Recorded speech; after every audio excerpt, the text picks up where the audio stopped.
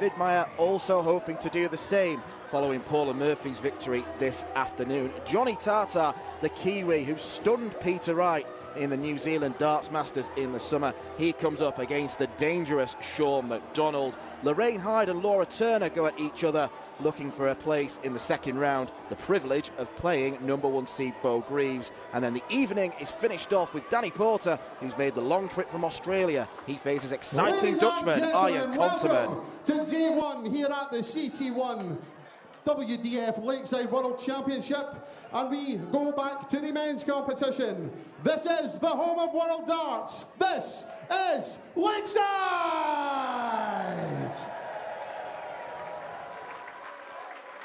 We welcome to the stage, first of all, a man making his Lakeside World Championship debut. Twice a Challenge Tour quarter-finalist. He is Austria's Black Panther, Christian Goedl!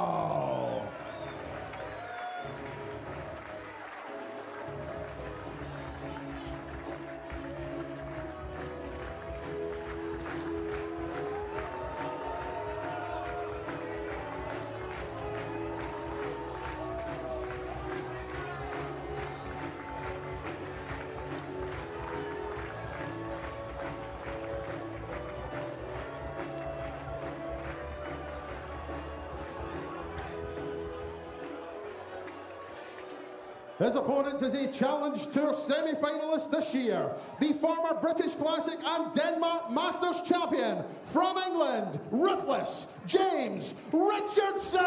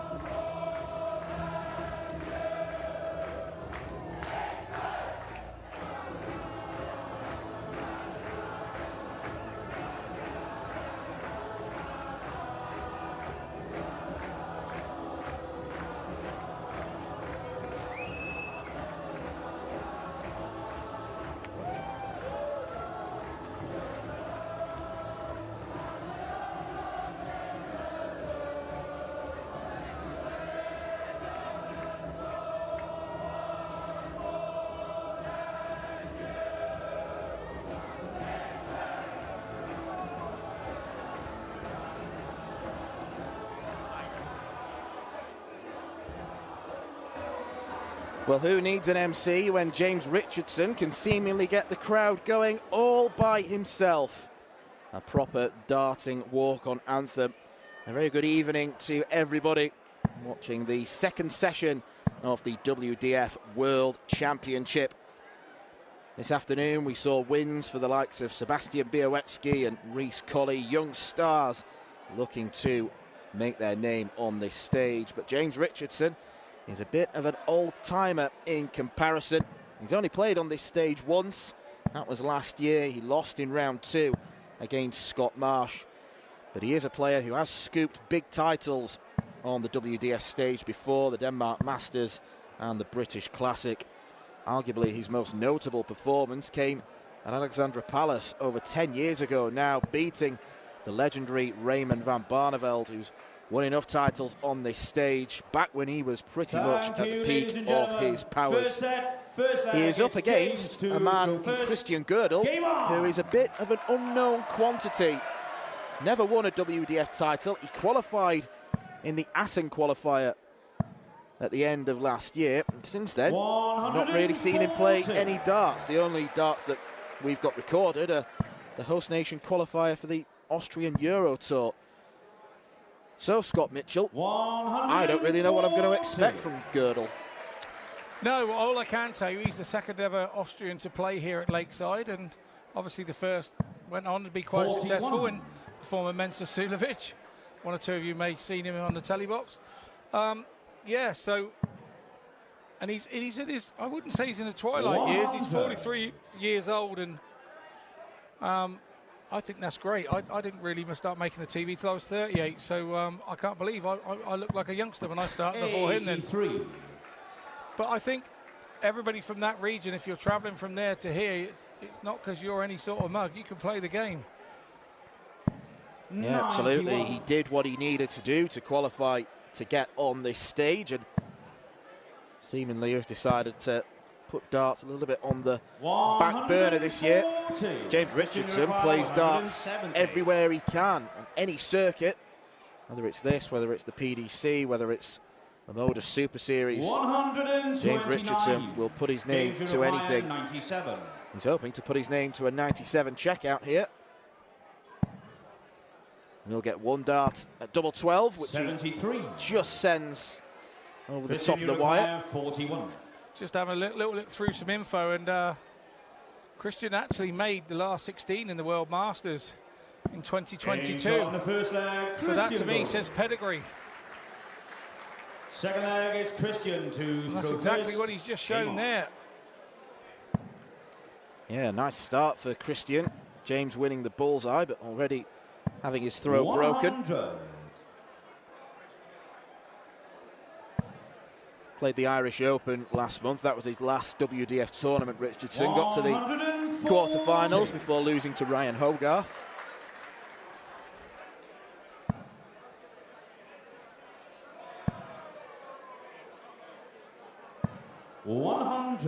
He actually played in the Modus Super Series last week. Didn't get through to finals night, so there's darts on the screen. Richardson could be there. 81.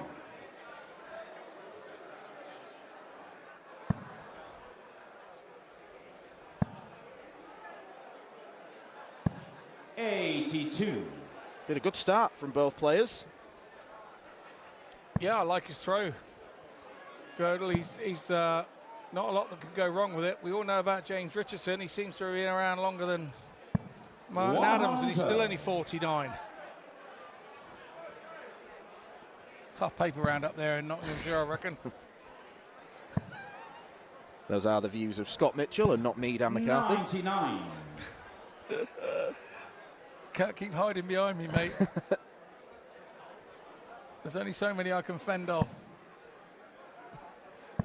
100. And James Richardson's looking to fend off Goedl here, prevent him from taking a two-leg advantage. He's got to rely on him missing. He's not going to get the opportunity for a dart and a double. And he sets it up very well. Yeah, came out there because obviously the treble 20 and the angle of the dart didn't work for him. Tops, Richardson's tops. going tops. 40. Not sure what that was all about. Christian, you require 32. Okay. Got progressively further away. Could be awkward. Has to take a step across. No score. Same problem there. James, you require Goedl. 40. So Richardson gets back. We know he can hit one dart at tops because he's just done it. Takes Takes off on the second leg. James Richardson. That'll make him feel better. Third leg, it's James. First leg on this stage since April last year. As I mentioned, a 3-2 loss against Scott Marsh, who was the first player to lose in this year's tournament. Very much a below par display against Sebastian Białowicz. 140.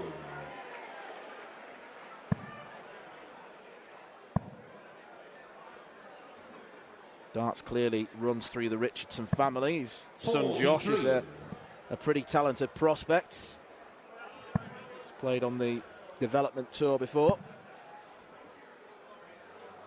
Won the boys' title at Lakeside a few years ago. I was just about to say that. I was here then. 100. Didn't James do a 9-darter in the Modus Super Series against his son at Southampton? I think he did a couple of years ago. So yeah, they ended up in the same group. And good old 47. dad did a 9-darter against his boy. What a nice thing to do. They must have some pretty good practice sessions.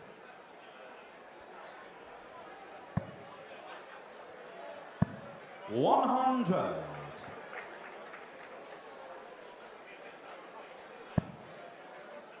No two ways about it. James Richardson's very terrier-like.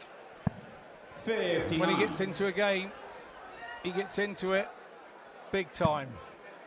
You see him geeing himself up.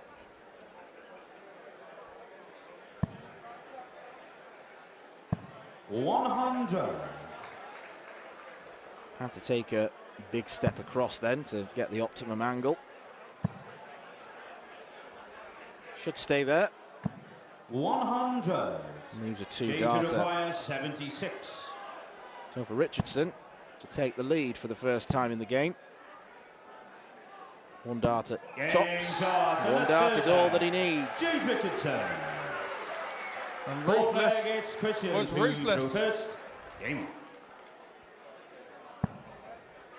Yeah, it's a pretty big nickname to live up to, really. Ruthless. 95.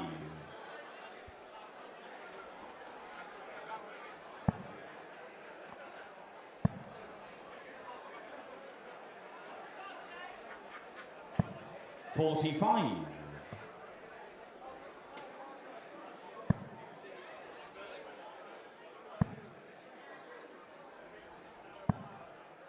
$36.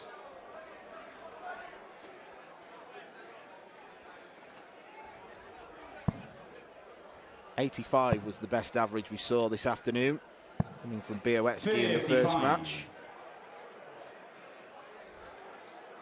Those two fine Arrowsmiths looking to top that. 100. Richardson's had a couple of WDF title wins. He won the Denmark Masters and the British Classic in 78. 2022.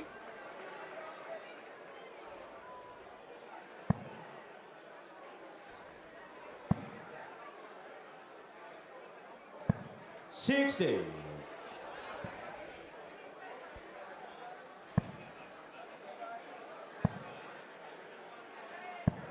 $59. Goedl looks like he's just taking it all in. He stood behind Richardson there, having a look around the place, taking it all in. Yeah, it'll feel like a 140. pretty unique experience for Christian Goedl. Has played in front of crowds before. He's made a couple of appearances on the Euro Tour. 100. He's whitewashed by Stephen 70. Bunting back in 2018 in Germany. Will he opt to go 14, or does he think 164 is too big an ask? No, too much respect. Double 11. 48. James, you require 164.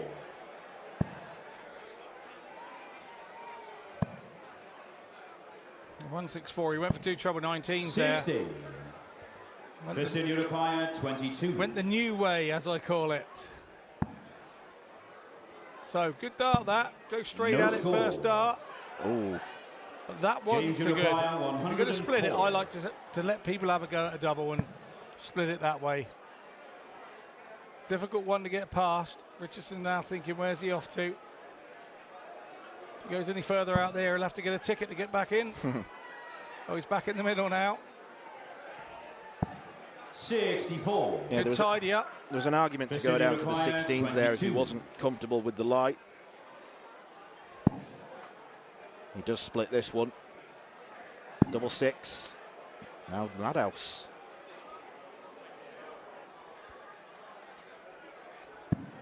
20. So 6 darts have gone big James, in you there. require 40. Goedl.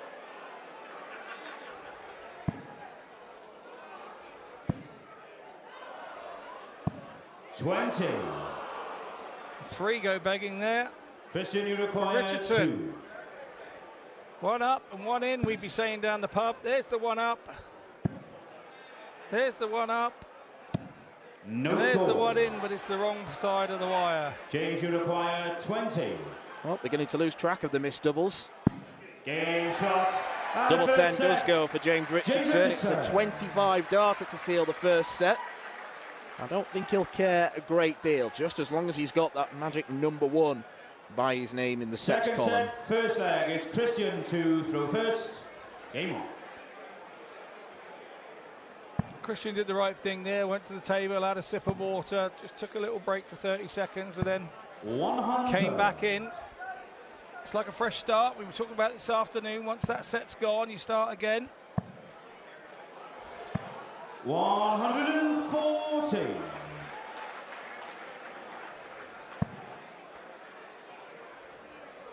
Well, Richardson's been here quite a few hours now in the players' room, getting himself on the practice board. Yeah, he's a compulsive practicer, I think. 100.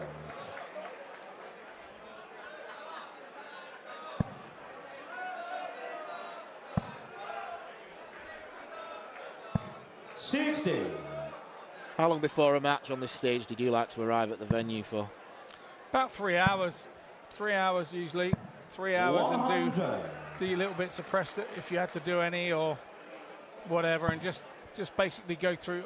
Some players have routines. I had routines that I went through, and doubles routines and varying things, and scoring routines. And I tried not to do too much double work before I went out and played. I wanted that all done within the first hour and then leave it behind. Christian, you require 160. Start missing doubles 10 minutes before you go out. You're not going to hit them when you go out there, so you've got to be sensible about what you're trying to do and how you do it.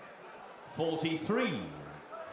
James, you require And obviously 83. I got the preparation right one year. Just the once. It worked. One more than most. One for double 16.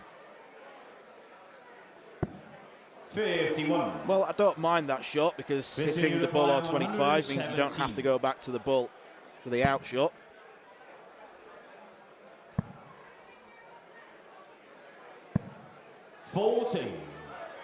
James, you require 32. Not sure what that was about from Goedl. Richardson now, like a terrier, on a sausage. He's in there. James Richardson. Second leg is James to throw first. Game on. It's not been the best doubling display so far, but the important thing is Richardson has now won 4 legs on the bounce, and he hits his first 180. Trying to go through those scoring gears. Yeah, definitely on his pump now. His confidence is rearing. 80.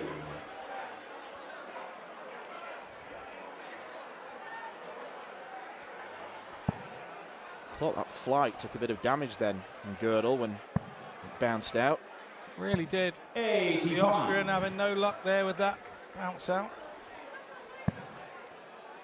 We were saying earlier about how global the World Championships here, the WDF World Championships, has become, and I was doing a little bit of research and a little bit of help from a friend, and he's only a little friend and he's only so high, so thank you, mate, for texting me that. And he said we've got 22 nations playing here this year, 4 more than the record amount of 18 of last year. So it's great to see that the WDF are offering these opportunities to many, many nations 59. and making our World Championships 96. Here truly global. Yeah, it certainly is great to see all the representation as Richardson wants 80. double 8. He's in a hurry here, isn't he? Yeah. 87. Yeah, I wonder if he's got a Vindaloo waiting for him in the back room.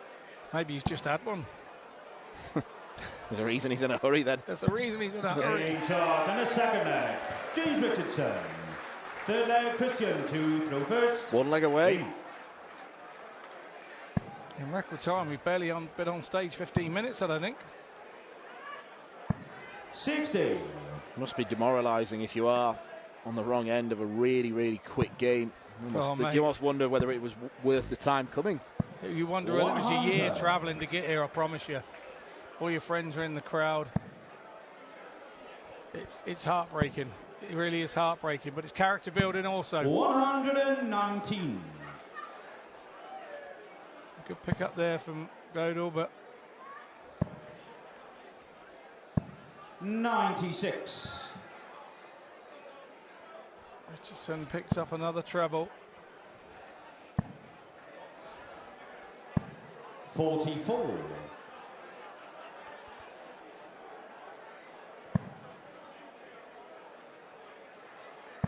Yeah, Goedl has really flatlined after what was a promising start.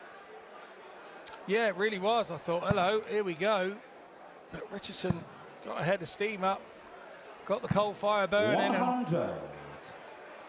He didn't hold back. Impressive so far from Richardson. Winner of this gets to play the Australian 12th seed Peter Machin in round 2. And then the winner of that tie will face either Wesley Pleisier or Rhys Colley. So a pretty tricky section of the draw. Yeah, Machin's won here in the UK, hasn't he? He won the World Dart Trophy a couple of years back. I think he beat me in the first round, actually. I have a lot of luck, don't I? 40. Christian, you require 137. Did he mention that to you when you saw him? Or? No. If it'd been the other way round, I'd have mentioned it to him. No, not at all. He's a lovely man. Machin, lovely man. James, you require 142.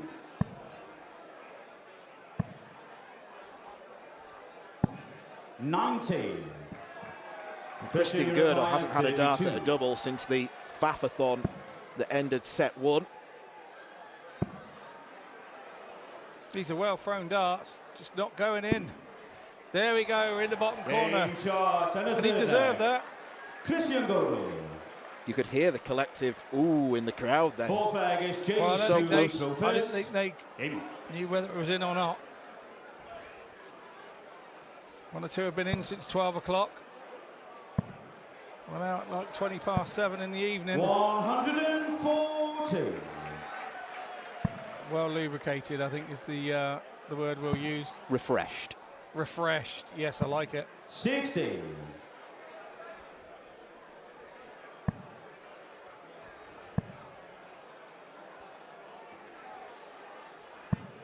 $41. Well, Richardson with the darts, he's that 41 on top of what he's ahead here. Goedl's going to have to hit another treble somewhere around the board. He hasn't done that. So Richardson will hold the throw. And he'll definitely hold the throw now. 140. Looking to canter towards the finishing line now. I think he's looking to gallop towards the finishing line. Want to get it done and dusted and off of there as quickly as he can. 100. 140 would be lovely. Got to be a big safe 20 though. 140. And it is. Yeah, wisely done. Used all his experience there. These are probably the last 140. James require 40. Goedl's going to hit on that stage. And if it's a 140, what a way to go out. Oh, he's having a look at the score there. Do I need to go for it? You shouldn't be thinking that, James. Should have known that before you went to the board. You require 117. 3 darts for the match.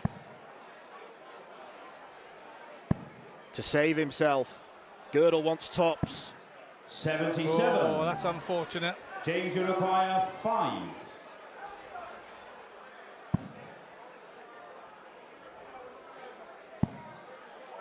Getting tricky. No score. 5 match darts have come and gone. 40.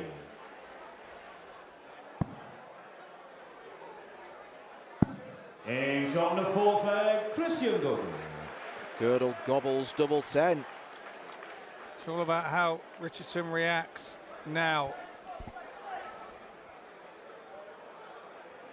Fifth flag is Christian to throw first. This set is all Desmond, 2-2.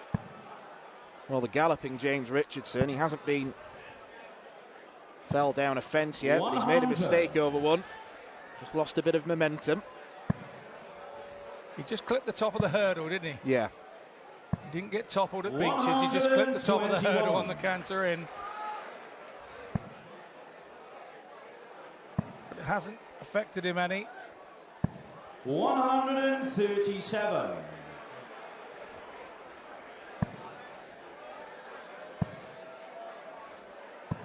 100.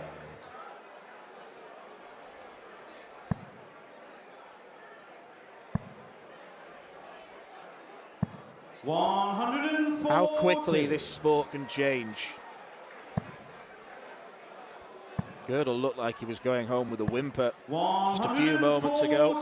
Christian require 124. Yeah, good 140 there from Richardson to keep him honest. Bullseye.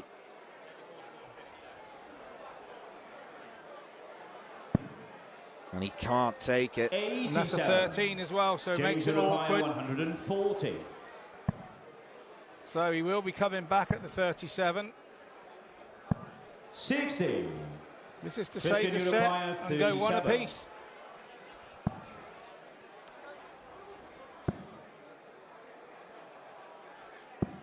That's game shot. Christian Goedl takes double 16, levels the game up. And James Richardson, in his mind, must have been thinking, just get this over with, pack my stuff up in the players' room, head back to the hotel, have a lovely evening. Instead, he's forced into another set, and it was 5 missed match darts from Ruthless. Now, a mistake here would be for James Richardson is to think, I should be done now. I should be back in the hotel having a pleasant evening watching the darts on YouTube, listening to them lovely fellas. But he can't now. He's got to stay there. He's got to finish this job off. Lovely fellas, which ones? Well, there must be somebody in another country doing it. I'm sure there'll be someone doing it in Dutch. Yeah, absolutely. 60. Oh, Goldilocks has returned to the table one there at the front of the stage. 100. Don't think she's moved all day. Just right for her there. Absolutely.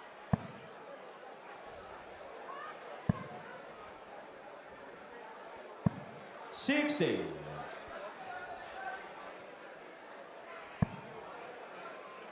I got that wrong. Is that a Red Riding Hood she's got on? Might be a little Red Riding Hood, I'm not sure. Anyway, we're back with the darts. Other nursery rhyme characters are available. 87. Don't like to do favouritism. Yeah, not really my specialist subject, so I can't really comment. 140. Mine either.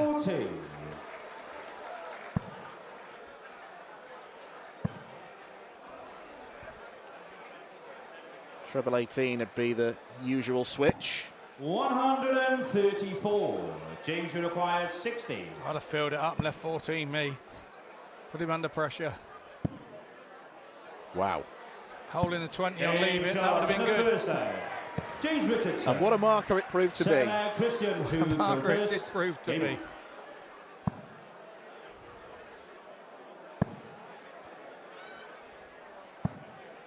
$85.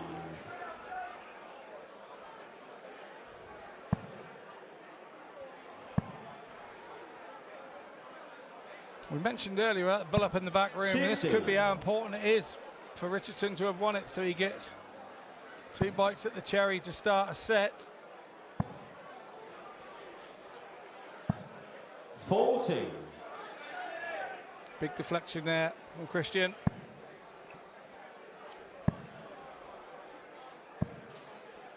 $77. And James Richardson, the first player this evening to get blinded by the light in the box under the board.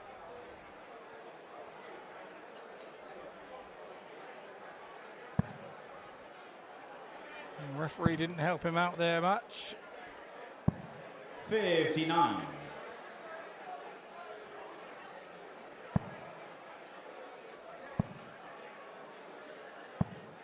$100.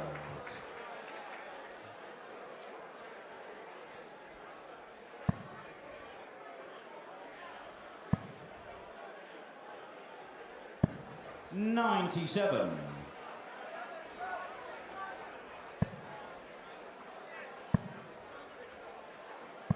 $121. Excellent recovery. Yeah, he's turned the throw round more or less now. Oh, no, he hasn't. 180. Changing about 143. That'll feel good for Christian. First maximum on the Lakeside stage. 78. Christian, you require 40.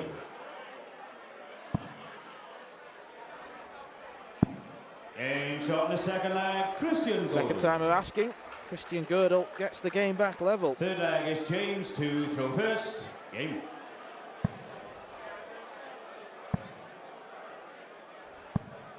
$64. There's a couple of double 16s, a couple of double 10s now. He's hit. So we're starting to know which numbers he favours. 43. This evening. Because it's just never the same ones. He could come tomorrow night and it'll be another double that he fancies. 180. Second 180 for James Richardson.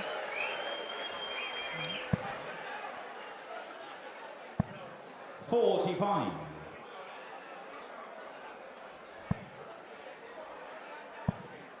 Oh, he's going at it now. 180. Back-to-back 180s. 77 after 9. What a leg this has been. 137. James requires 77. Double 10. It's an 11 darter. It is absolutely superb from James Richardson. It's Christian to throw first. And he's one leg away from a place in round 2. That's why he's called ruthless. Rewatch that last leg. No, impressive display from Richardson. Really got the crowd alight nice and early this evening. 135. Multiple ton-plus scores from him. 97. No good leaving him in the practice room. You've got to bring him out here and use him on the stage.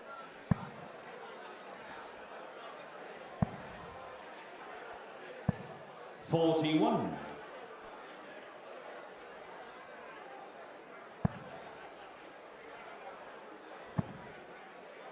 Oh, he's got to switch, surely. 139. Yeah, it was a bit risky, but what a good visit.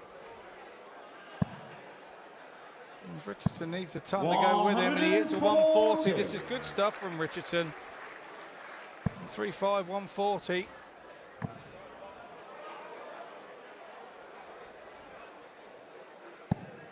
$121. Both players giving it a good go, throwing with freedom here. 140. Christian Uruguay 103. 135, 140, 140 from Richardson. Mighty impressive. 97. And that's James a good Uruguay setup. 45. You like to think, you're going to have to think that, it's going to pray that Richardson misses. Game, shots, And at the 7th time of asking, Richardson. James Richardson pins the match start. With a bit of a mixed performance, it has to be said. There were some spells of magnificence from Ruthless, an 11 darter in the penultimate leg. He eventually overcomes a spirited performance from Christian Goedl, who can head back to Austria with his head held high. James Richardson is through to round 2, where he faces the number 12 seed Peter Machin. Stick with us, because coming up next, we're going back to the Women's Championship, where Aletta Wajer plays Paula Jacklin.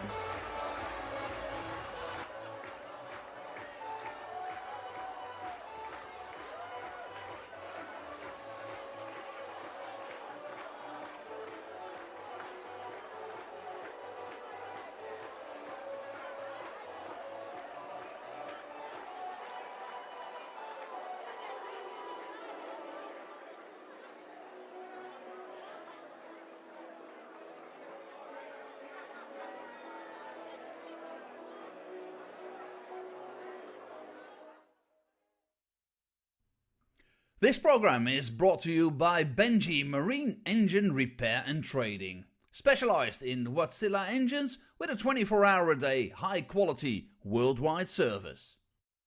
And by Hemeco Storage Systems, your one-stop storage system solution with over 100 years of experience.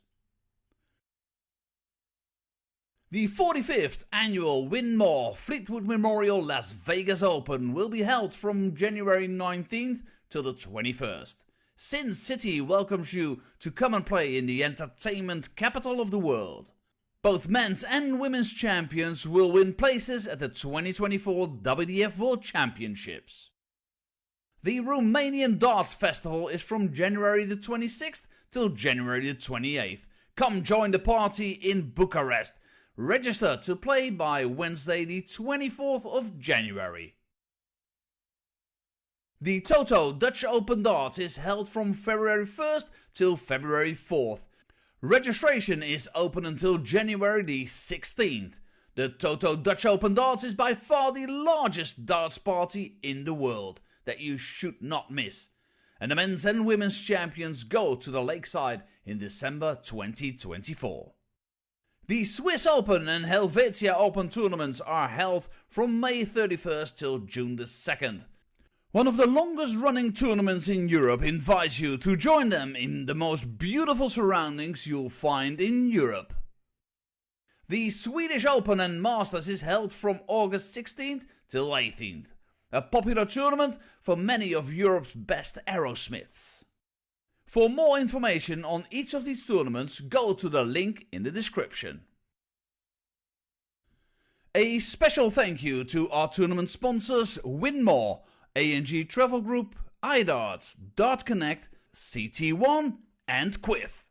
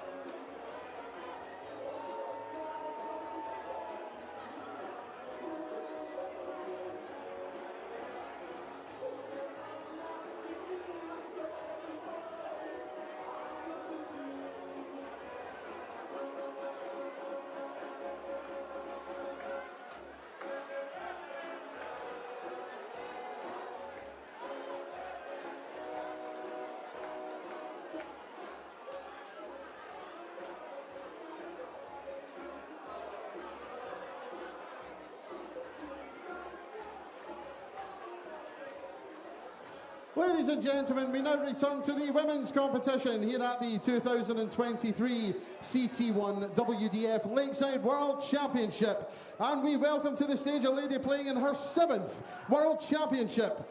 British Classic semi-finalist and Gibraltar Open finalist, the 3-time Torremolinos Open champion from England, Paula Jacklin!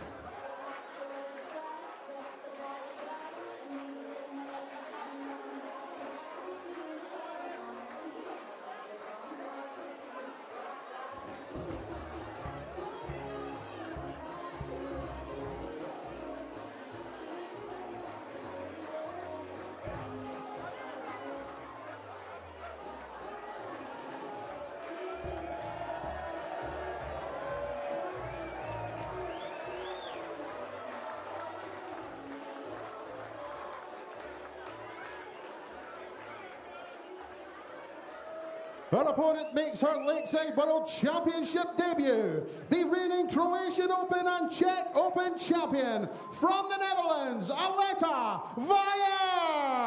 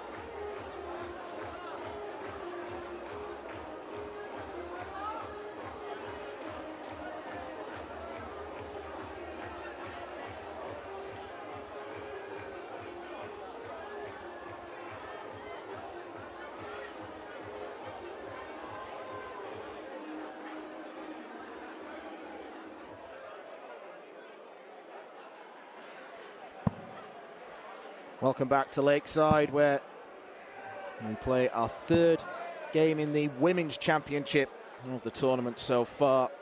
Veronica E has managed to get a win against Jo Clements early this afternoon, and then Paula Murphy at 67 years old. We were speculating whether she was the oldest player to ever win on this stage before. She got the job done against Almudena Fajardo. It was a really good game in the women's tournament. Paula Jacklin is a year younger, playing in her 7th World Championship. Now, what she hasn't done in any of those previous 6 appearances is managed to win a game. She's looking to break that duck and make it a case of lucky 7. She did get her highest average last year in defeat in round 1. That came against Rhian O'Sullivan. It was a straight sets defeat. But she is coming up against a rising Dutch star in Aletta Wajer, a 6-time tournament winner in the past couple of years. 5 of those have been silver-ranked tournaments as well, so she's certainly built up her ranking points. Wins this year in Czechia, 2 in Croatia. Aletta to throw first. So she will probably enter this game as the favourite, and if Paula is to win and finally get a win on this stage, she's probably going to have to raise her game. I think Paula has the game, there's no 2 ways about that. But there just seems something about here, and I've got to say, I came here 3 times without a win, and it does start to play on your mind massively. 58. And I used to have people come to me and say, yeah, Scotty, you've been to Lakeside and you've lost 3 on the trot and you haven't won a game yet and blah, blah, blah. And you just say, well, I suppose being here 3 times and having lost is better than not being here at all. Absolutely. And that has to be your attitude towards it. Yeah, she's doing enough to qualify for these tournaments. 44. Came via the ranking table. Aletta tops the Western Europe regional table qualifiers. That's why she's participating. 100.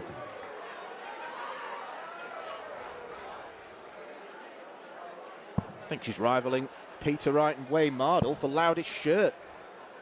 Very bohemian. And rivaling you for the shirt you're wearing tonight. Thank you very much. I'm not on camera, so why couldn't you just told him I had a plain blue one on? Thanks for that. Chuck me under the bus. Yeah, no. It is Paula is known for her quite loud shirts, let's say.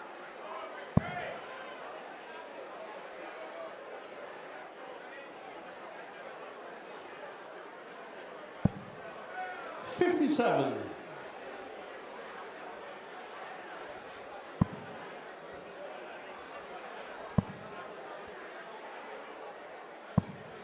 60. First of 2 women's games we'll see in this evening session.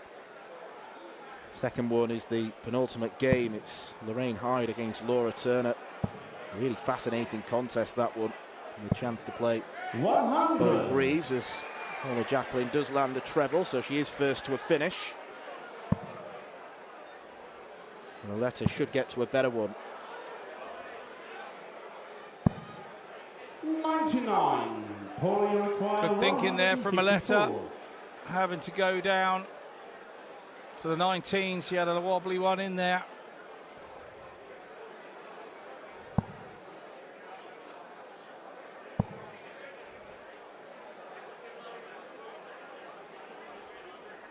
Could go 19s or 13s.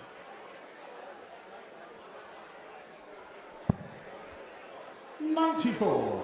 For the former. Aletta, you require 77. Saw James Richardson take this for an 11 darter. This would be for a 20. 57. He doesn't get either of them. Paula, you require 60.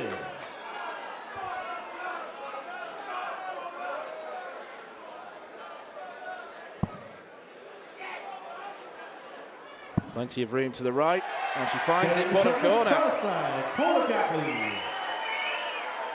One dart at double is all she needs. Second leg, it's Paula to throw first. Game on. Yeah, right in the corner, a double top.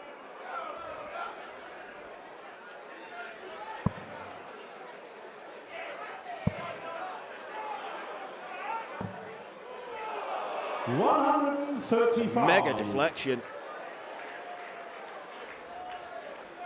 Did she retrieve that? Should that have counted? I don't know the rules on that. I think the caller had called it, so that... Yeah. 30. I think that's the most simple principle you follow in darts. When the caller's called it, that's the score. That's the score, yeah. It was definitely in the board. There's no two ways about it. The point was in the board. 86.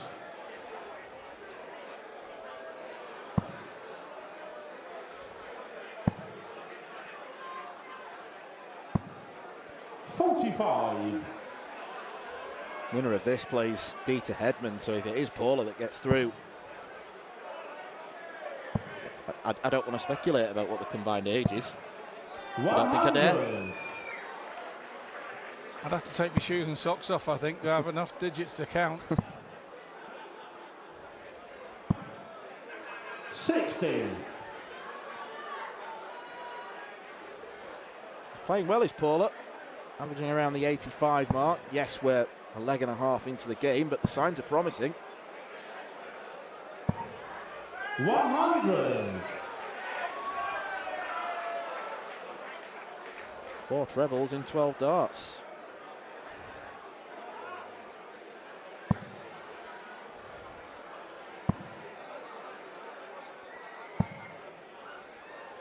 $95.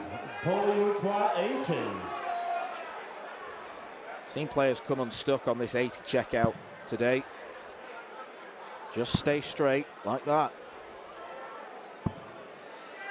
60. It's a missed start at a double, but Aletta is some way back.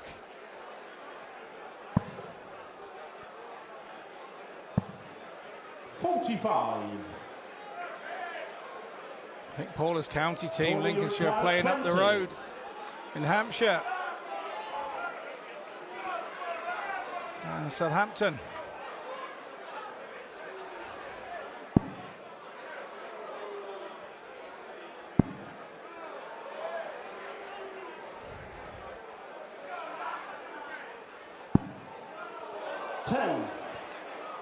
Well, again, it's no massive disaster, but it does leave her on the awkward double 5.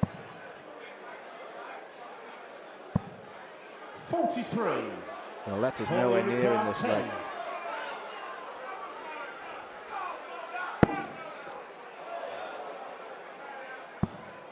Games from the second leg. Paula Jacklin. It's a super adjustment, you've got to say. Absolutely, the marker was a touch high, but it made no difference. Yeah, you only ever hear that particular noise, that clang, when the dart hits the metal number on the outside.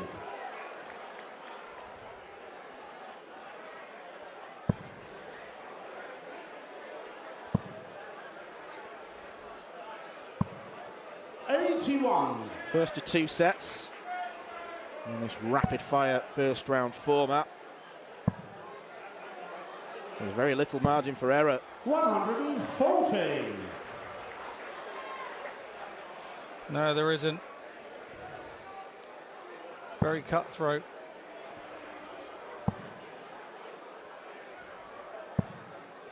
$41. Put a bit of shoulder in that last dart.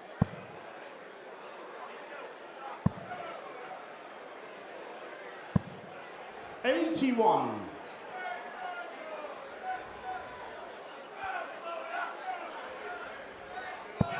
Much better from Aletta in this third leg. 59. She's got a bit of room to breathe.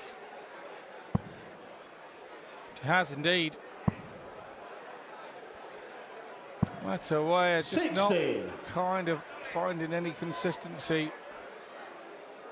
It's feast or famine for her. So the big numbers. 83. Aletta, you require 120.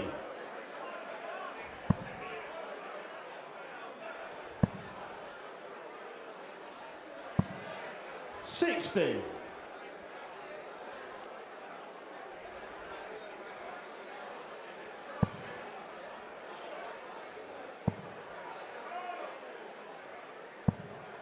60. Aletta, you require 60. So 60 for Aletta. She's doing tops and 2 10s. Games in the third leg. And that will do. That adds up to 60. So that will do. Double-double. To throw first to game on. Yeah, you tend to see that more these days. Players wanting to play so safe with 60 that hit darts closer to the double than the treble. Happy 85. accident. Well, nothing accidental about the precision at double 10. 55.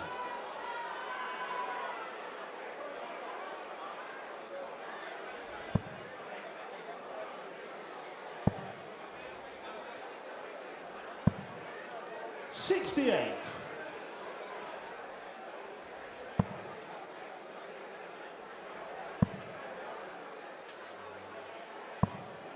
85.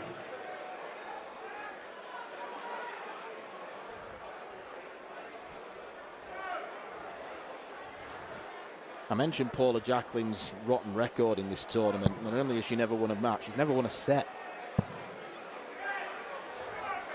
She could be about to change that in the next few minutes. It's all about doing the right things in the right moments for yourself and hoping your opponent doesn't do them. 60. Wajer has a really nice throw.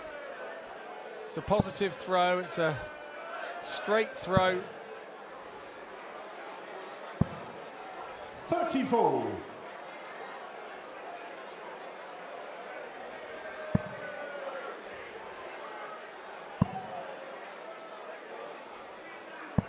Yeah, there's a nice extension of the arm.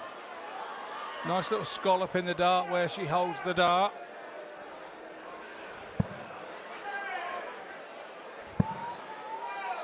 Did you ever experiment with equipment like that? 64. All the time, mate. I used to, yeah, all the time. And then you find something that you're happy with and you have some success with and you just stick with it. 55. Paula, you require 150. So we go treble 20s here. Not to be this top. Should probably stay there. Not sure where that one is. Blocker there on the 40. So it was in the one. So Aletta needs a treble, and that's exactly what she's done. Will she go downstairs or stay there? She stayed there. Paula, you require 110. Paula just checking across to the screens to see what she's got going on. 36. Wanted the treble 18 and the treble next door. And a late release means that she dragged it into the 4 segment. He's going to come back to the board though. 55. Paulie requires 74. Lovely. Double 16. 42. 2 darts for the first set have been and gone.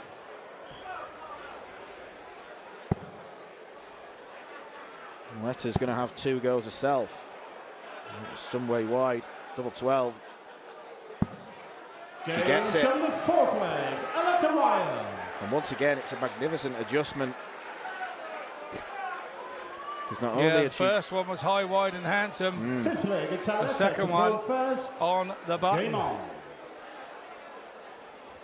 Now she has throw in the deciding leg of this set. 100.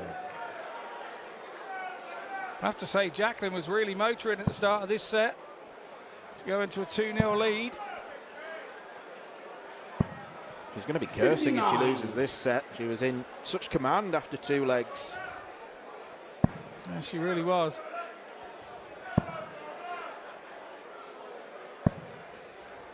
$85.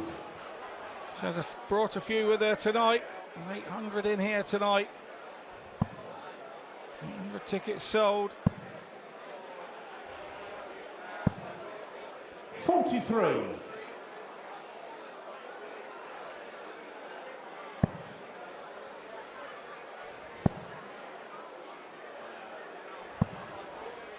$46.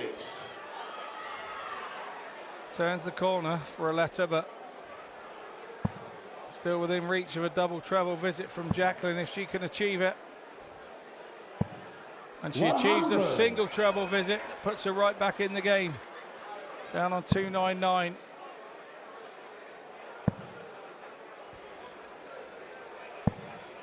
$22.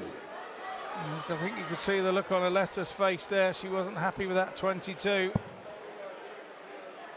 So a big chance for Jacklin. 45. She too gets a deflection.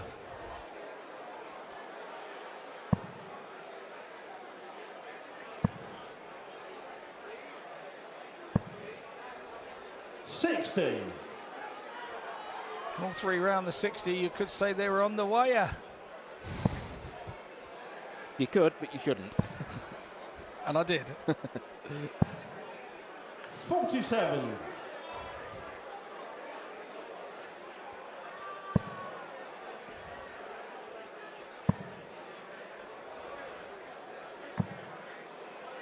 $81. Now that 60 came in very handy indeed. Jacklin needs 1-2 to get back to parity. 50. It's unfortunate, 2 treble 5s. 107. A single 20. She hit trebles, not where they wanted to be. Treble 20 would have left double 19. 78 now. Got to hit the big numbers. But it's tense time. It's 157. Deciding leg of the set. Well thrown dart from Paula, not quite going in there. 60. Turns the corner on 60, so Aletta should get a dart at a double. She's going to. 37. And that one was on the high side too. Paula, you require 97. So far away that the camera didn't even pick it up.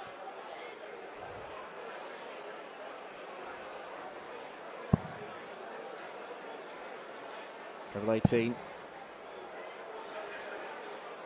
So all she can do 57. Now, Jacklin, set it up and hope. Aletta, you require 40. So it's 40 for the set for Wajer.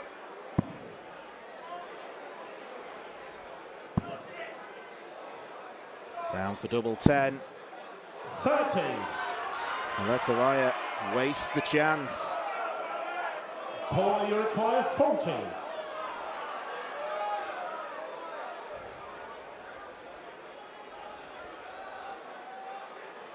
For a moment of personal history.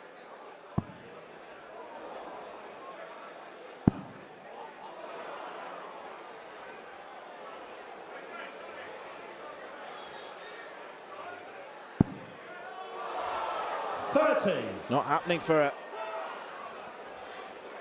Aletta, you require 10. A real scrappy leg of darts.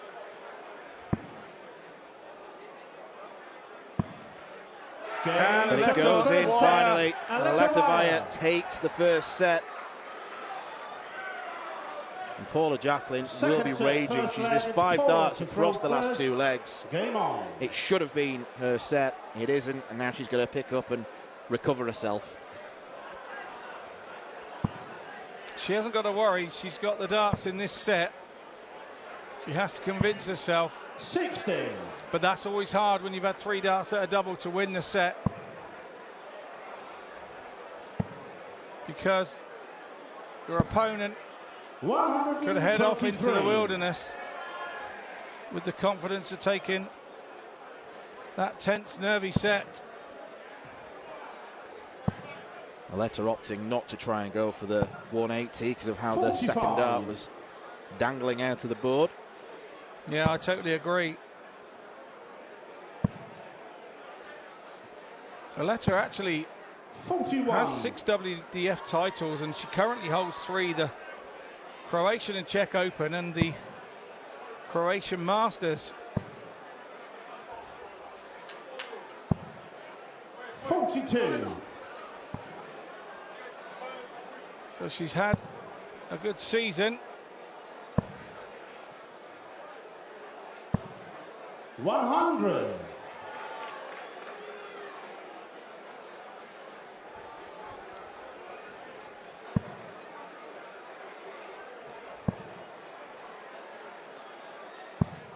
$99.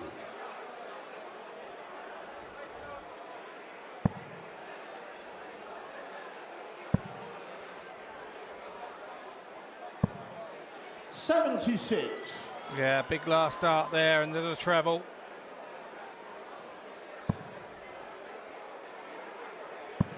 Just get her down to a finish. 41. Should probably be better served just setting this one up as best as possible. Might use the bull. 60. She opted to stay up top. Jacklin only a treble away. It has to be the right treble.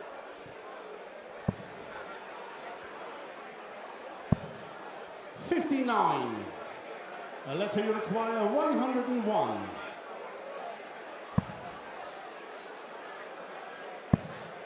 Double 12. Double 12, yeah.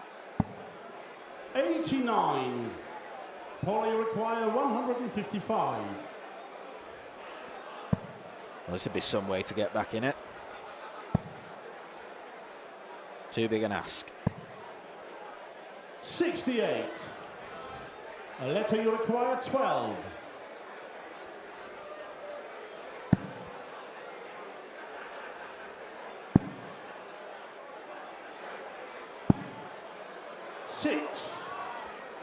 Paula, you require 87.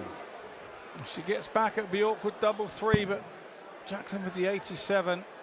She now needs the treble 20. 64, back to the 16s. 39. Aletta, you require 6. There is the option to split 2-2-2, but she goes straight at it. Now it's got to be 1-1-1. Could be a good marker. It is a good marker. It is a good marker. First leg, Aletta Wajer. She's broken the throw in what could potentially be Second leg, a match-winning set. Throw first. Game on.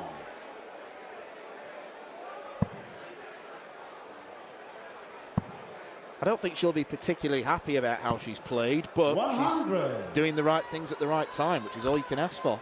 I think we all want to go up there and do 100 averages in the first round and set a stall down and let our opponents know what's going on, but the most important thing, as I said earlier this 100. afternoon, you don't feel like you're in the tournament until you've been through that first round and you win your first round game. So that's all it's about. It's important to win. 83. Averages. I've never seen the average put on a trophy. Although I had 93.8 when I won here. I don't know what I had. I just made that up. Sorry about that. 26.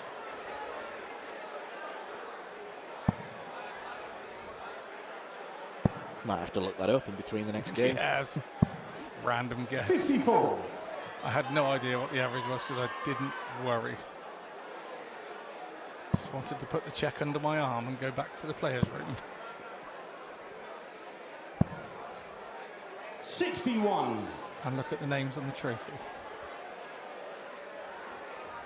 Certainly joined a star-studded cast list. 60. One of these ladies will have dreams of joining the likes of Trina Gulliver, Lisa Ashton, Anastasia Dobromoslova, and the woman of the moment, Bo Greaves. 28. And funny enough, I've still got my trophy. I bought a replica, so I had one to keep. 100.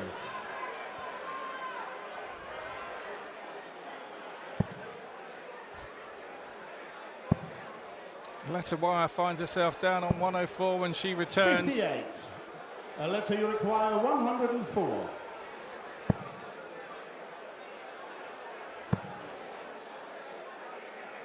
16s or 8s. 56. Paula's got to find something big here. She really has, and that's a good start. That's a good second. 140. Oh, big deflection on the third. It was Aletta, thrown you well. require 48. Bounced off the flight. That's the big number. Where's she off to? Game That's shot where left, she's second off to. leg. Aletta Wajer. Tidying up nicely. Third leg, it's Paula to throw first. Game on. That's 5 legs in a row now for Aletta.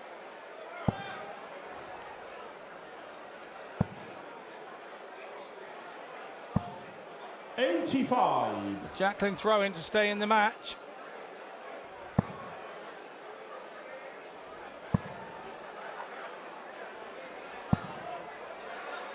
$40.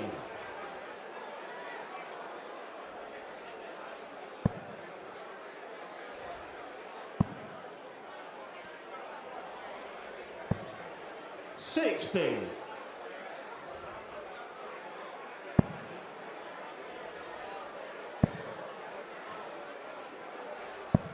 Going the old Paula Murphy route.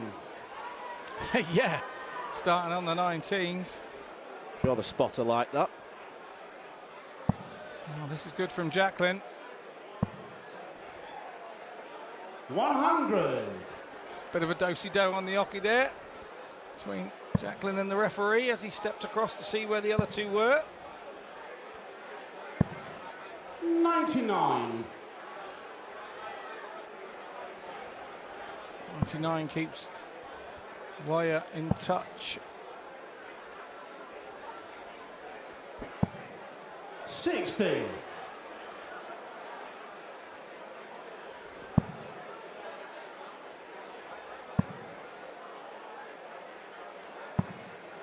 $59.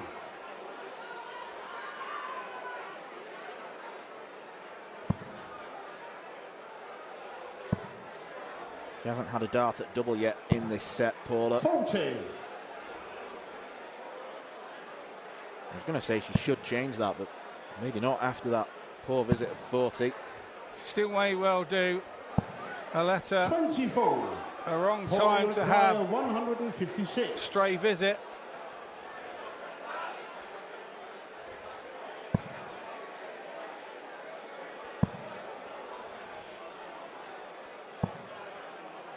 $100. Aletta, you require 150. Another good visit from Jacklin there. Needs a treble to keep the Jacklin throw under pressure. 44. Paula, Not you going to be require this time, 56. so Jacklin, to take her first leg of this set, needs tops. Really takes her time.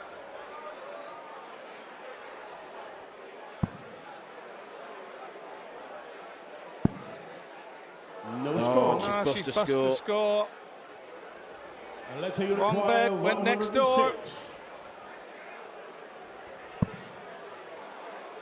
Aletta here, 10 or a 6. We'll get her a dart at 36 for the match. She 17. rushed it a little.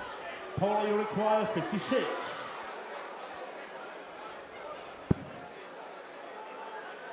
Oh, that's a nervy dart. Instead of getting 2 at it, she's now just got the 1. She has to make it count. 16. She doesn't make it count. Letter you require 36. Wow. Double 9. Tricky switch does prove tricky. No score. Paul, you require 40.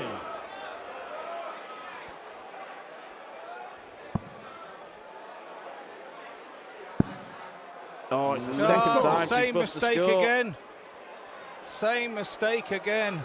Letter you require I 36. was expecting that dart to be closer to the double 6, to be honest.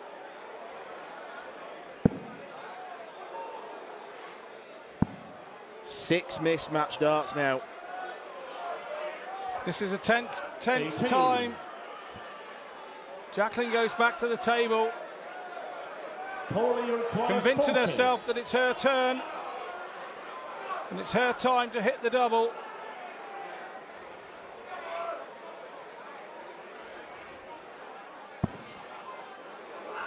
So close. That one isn't. 30. Letter you require 18. It's a real slog. No score. I'll let her bust the score. And on we go. Paul, you require 10. Unbelievably tense moments here.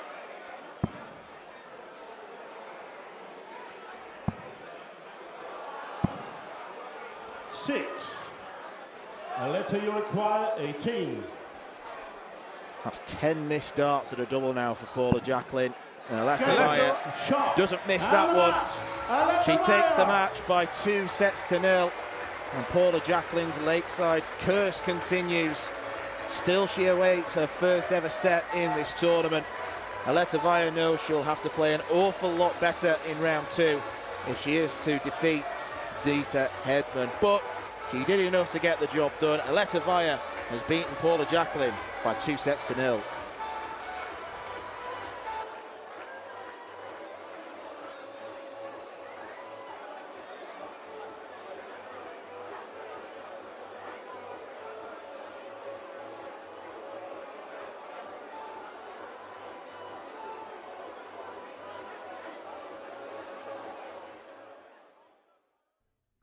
This program is brought to you by Benji Marine Engine Repair and Trading, specialized in Wärtsilä engines with a 24-hour-a-day, high-quality, worldwide service.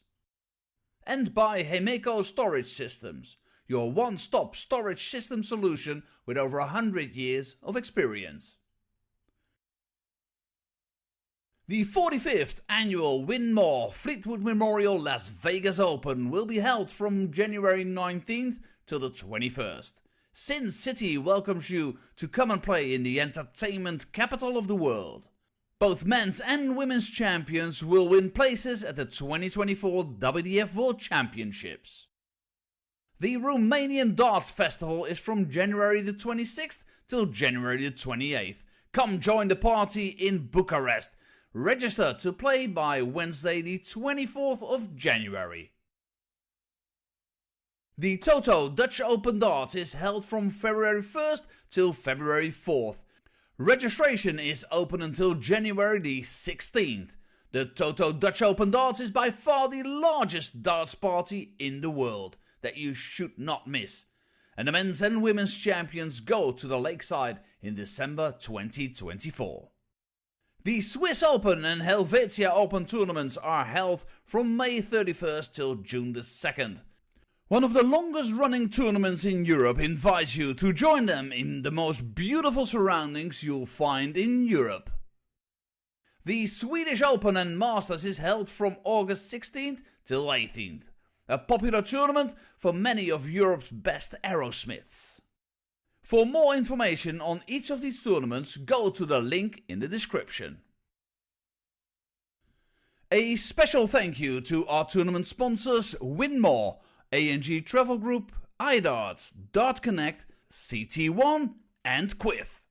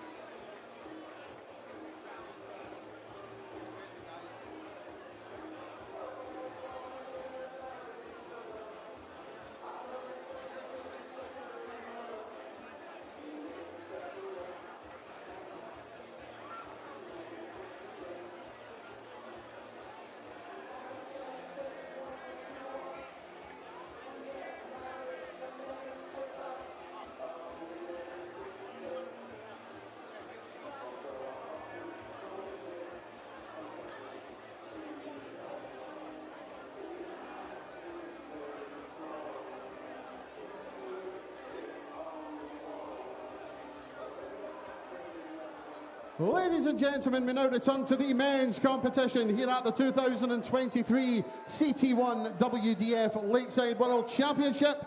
And we welcome to the stage a man playing in his 4th Lakeside World Championship. The former Which City Open, Seacoast Open and Las Vegas Open champion. He is Captain America, Jim Widmayer.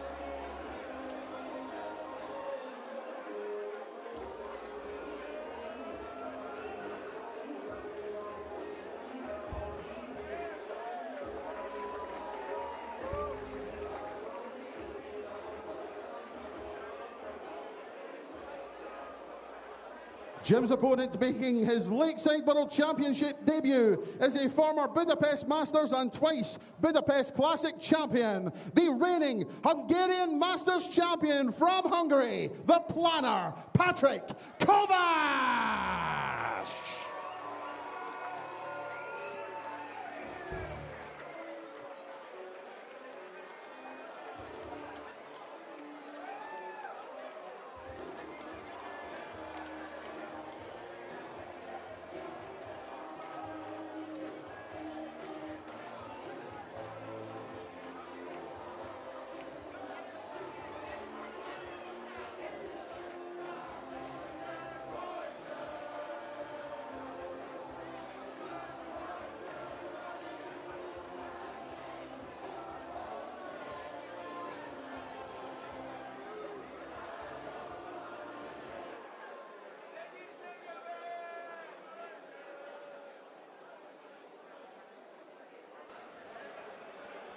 Back to the men's tournament then, for a clash between Hungary and America. Patrick Kovacs against Jim Widmayer. Patrick has been a little bit like his compatriot who we saw earlier this afternoon, Veronica Ihash, very, very successful in his part of the world. 6 senior tournament wins on the WDF circuit, 2-time success in the Hungarian Open. Most recent tournament win came in the Hungarian Masters, beating Thomas Hodec in the final. And he's actually got a unique tournament title to his name, the winner of the only WDF Virtual Cup back in 2020, when the COVID-19 pandemic obviously meant that darts tournaments in person couldn't take place. But if you had a dartboard at home, a camera that could film it and a good Wi-Fi connection, you were in. Patrick Kovacs won that final, beating Alan Suter in the final. Jim Widmayer, you can draw parallels between him and someone else we saw earlier this afternoon in Paula Murphy, very successful player over in the States. 18 titles he's won in the WDF/BDO system, first of which came way back in 1993. He's had it tough in the last few years. He suffered with cancer, which he's made a successful recovery from. COVID stopped him from going to Q school at the start of last year. He's looking for a real hurrah on the Lakeside stage as Jim Widmayer, 54 years old now. And he is a little bit like Paula Murphy in that he's used to winning a lot of games, but this is going to be a big step up for him.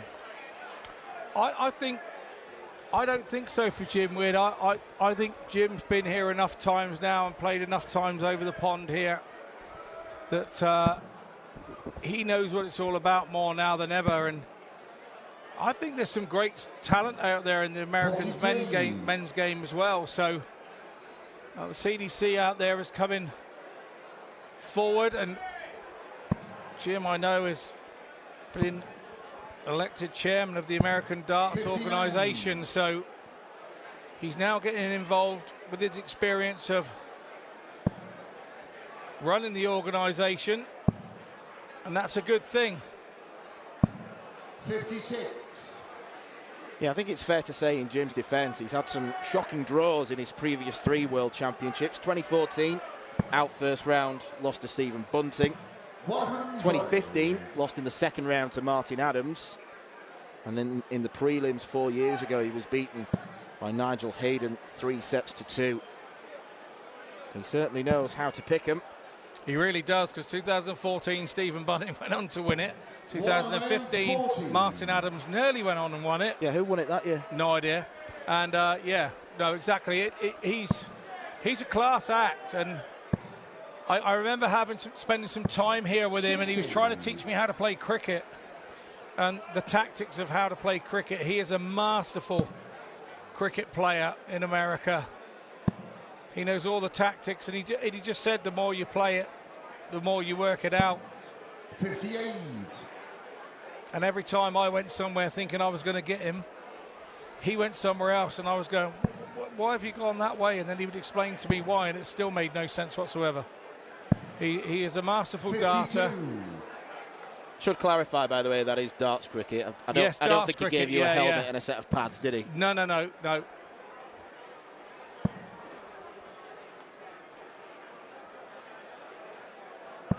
60. Jim, you require 130. An inauspicious start from both players, but Jim's looking for a 130 to light the fire. And he could do exactly that. 105. Patrick, you require 144.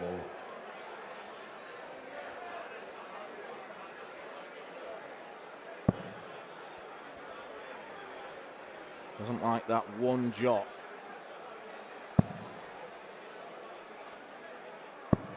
It's a very good recovery. 25.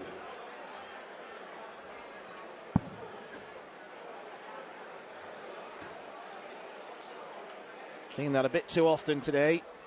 Players missing the big number. That was only just in the single 5. Yeah, it was. 57.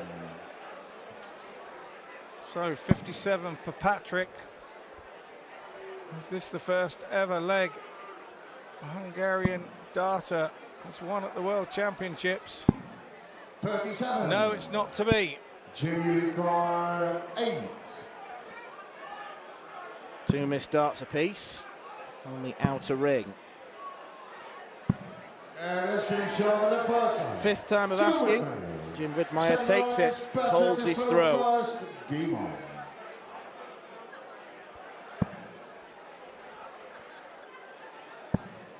He used to play in big stage darts, is Patrick Kovacs. He's played in the last 3 Euro Tours of the year, and he's spurned so many match darts against Roby John Rodriguez to become the first Hungarian winner on that particular tour. 59. Nando Mayo eventually beat Ricardo Pietrezco to take that particular mantle. But it's certainly an emerging nation with darts, isn't it? Yeah, it surely is. And like I say, we were both out there on the Euro Tours just a couple of months ago, weren't we? And 4,500 people came to watch those matches on the Fridays and Saturday and Sunday. It was a picture to behold, and you had to pinch yourself to think that you were in Hungary. And these fans just came out in their droves. So they have a chance to be stars out there. 39. The way to put themselves in the shop window is to get some wins at places like here. 91. Qualification obviously half opens the window for people to know where you are. You really want to kick the door in and win games here. 121.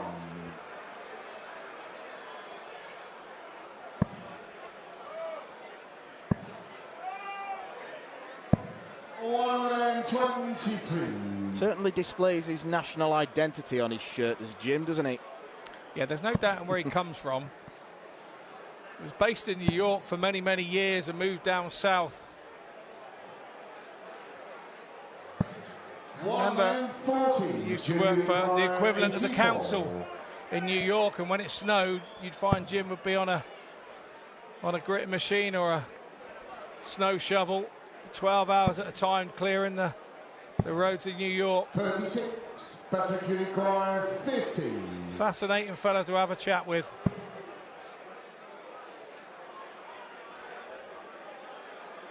Double 16. Patrick takes it. Better Kovacs. Third leg is Jim to throw first. No messing about. Such a nerve settler taking your first leg in a tournament like this. 16. It is, and like you say, he'll be in the Hungarian version of Trivial Pursuit, won't he?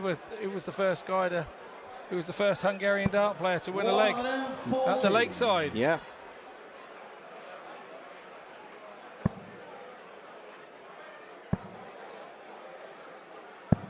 Imagine getting asked that question around the Christmas dinner table.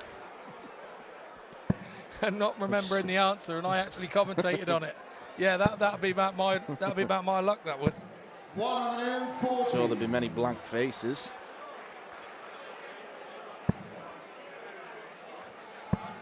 Good start to this leg from Patrick, looking to take the initiative, take the throw.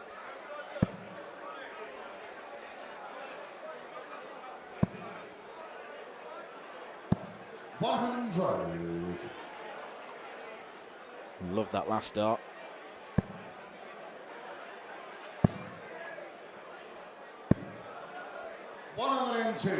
Good use of the board from Jim. It's him down to a 2-darter. Triple 17. Some way off. 87. Jim, you require 100.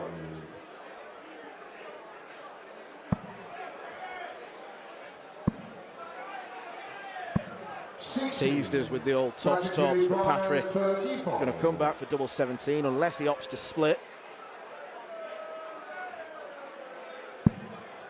Which he doesn't. Straight at it. No score. Maybe he wishes he had split it. Yeah, I understand why. I think you've got to go whole hog there at that first. And it's been shown Jim Widmayer. Forward leg is better to throw first. Goedl.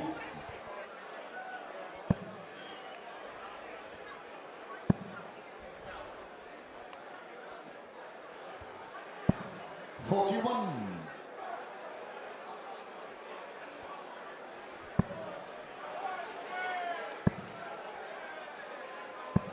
16. Jim Wid's always been known as Captain America every time he's come over. Captain America on the back of his shirt. 16. Screaming 180.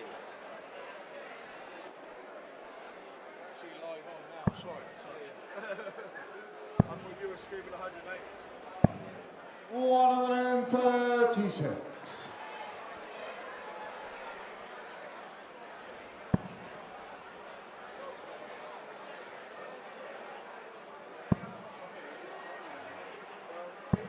$83.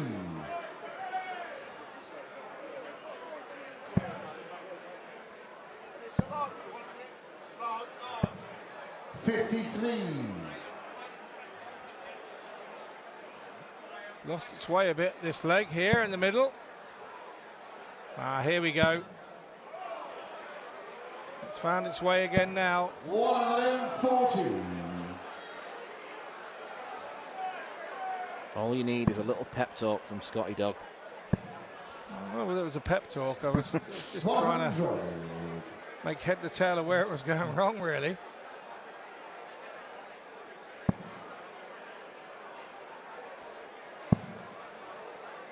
Got a nice throw. We got a packed house. 81. Jimmy McGuire 152.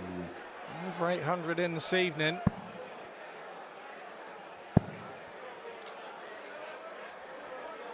Yeah, we've been told during the breaking sessions that next weekend's a pretty much a sellout at Lakeside. Over 1,000 will be in attendance.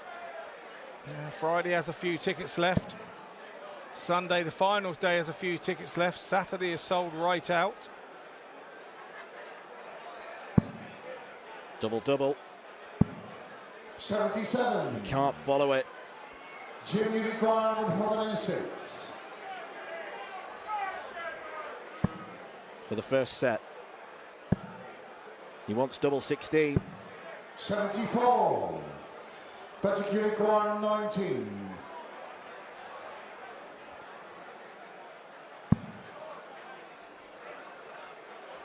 Nice safe 3.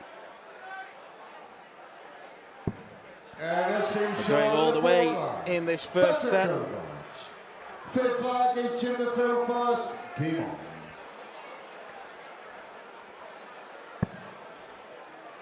Nicknamed the Planner, Patrick Kovacs.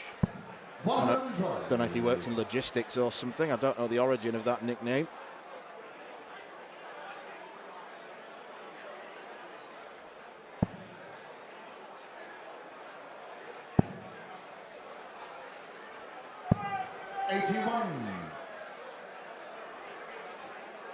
I think your nickname would be, if you were on a top darter, what would they call you?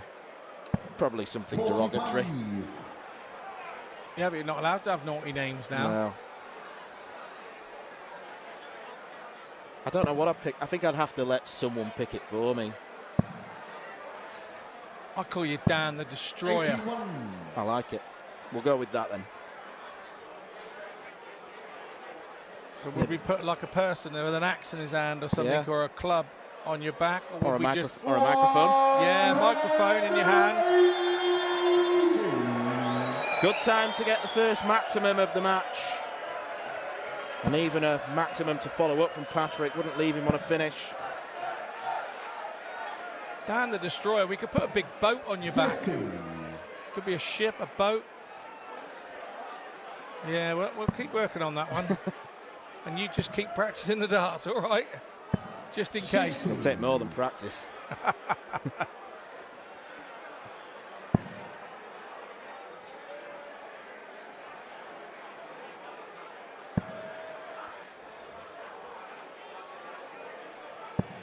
$97. Jimmy required 116.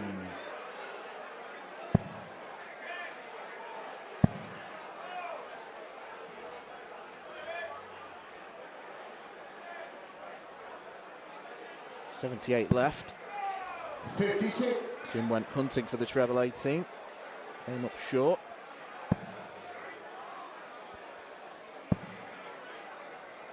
Could leave some pressure here. Could Kovacs. 100. Jimmy requires 60. For the first set.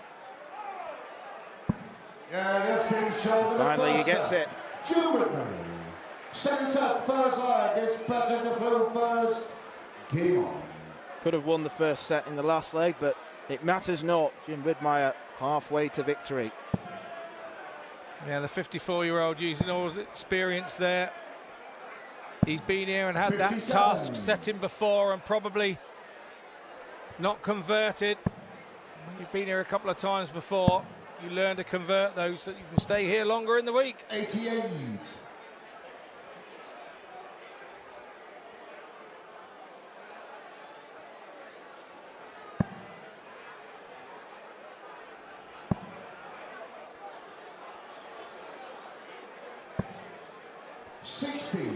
Three very well thrown darts, but combined 1 millimetre away from a maximum. Frustrating when they all land on that top wire. 45.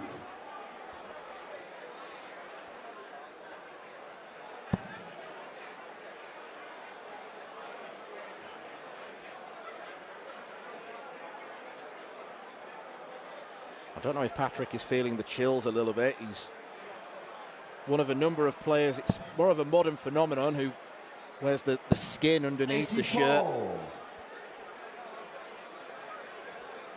I don't know whether that is for warmth or for something to do with the muscles or Well, between sessions, we did actually go out the back room, didn't we? And it's definitely a little bit chillier in the practice room than it is here in the auditorium. But that generally happens because of the amount of bodies here in the auditorium. 58.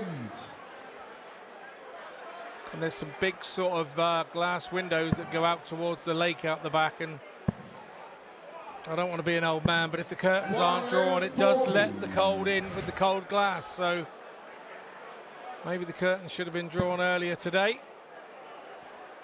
Maybe the warmth would have stayed in a little more. 100. Junior require 130. Yeah, as a dart player, you've got to be able to adapt to play in many different conditions. 65. Never always going to be to your liking. That's your energy conservation lecture over from Scott Mitchell. Draw your curtains. 52. Junior requires 65.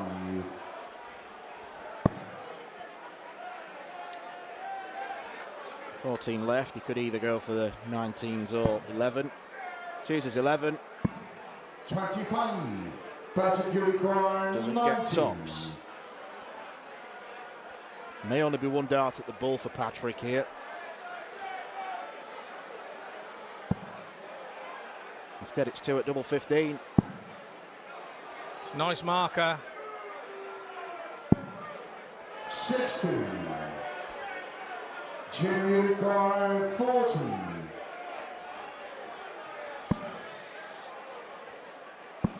That's been short of the first side. 40's not a problem for Jim. Second leg is Junior third first. Game on. You can very much tell that he's a tops man. That's 3 of the 4 legs he's won, being on that particular double. 98.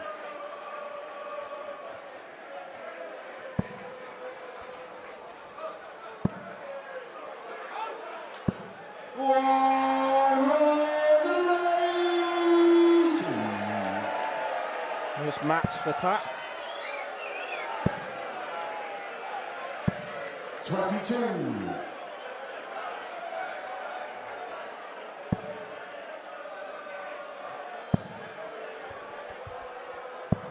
$58.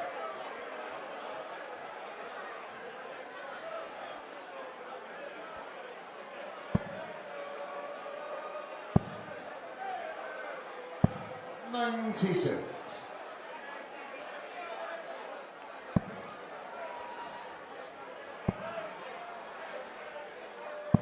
99. Good response from Patrick.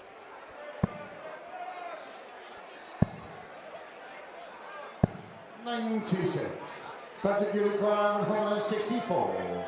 Got a possible 6 darts for this 164.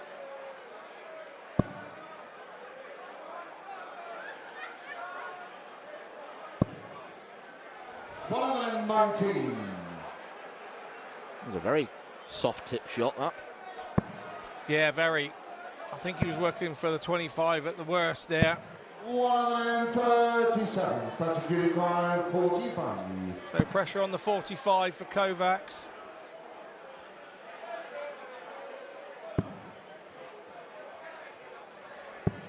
$29. And pressure indeed it was. 52. One of the easiest things to do is hit a double when your opponent has missed. 32. Not on this occasion for Jim Wood. Yeah, this time, Jim finds tops a bit more tricky. No mistake did find double 8 tricky. mistake from Kovacs. No mistake at all. Third leg is Patrick to fill first. Game on.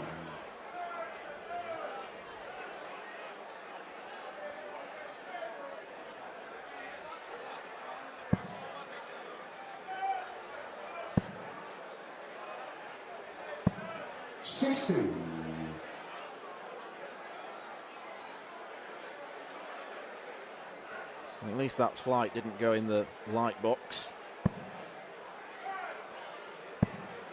Patrick didn't have to shield his eyes. 43.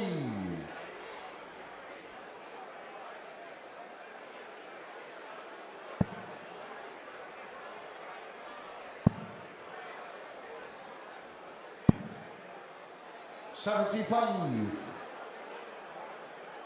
A few darts today, just about held on, haven't we? Just been wobbling there and hanging there, waiting to fall out. 59. Players have gone up.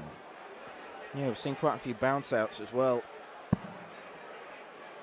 Very unusual. 59.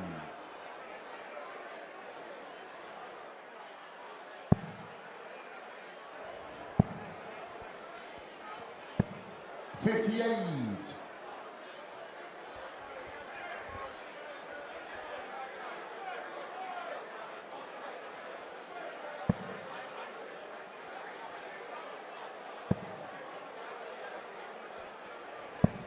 97.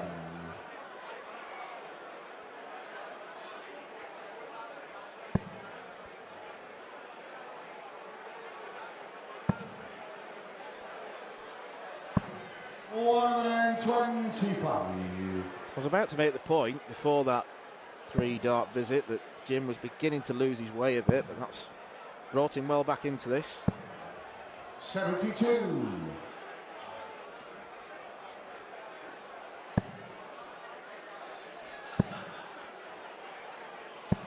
66.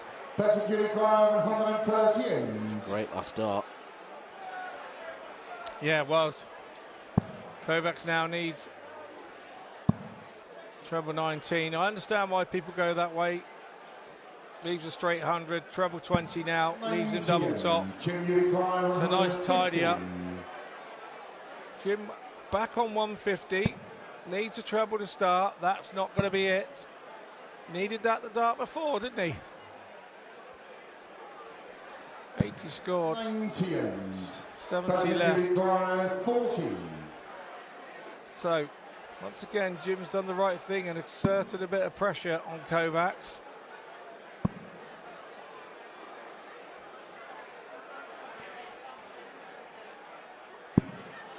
And once again, Kovacs has missed and let Jim in. 52. Yeah, the pressure has been well and truly felt.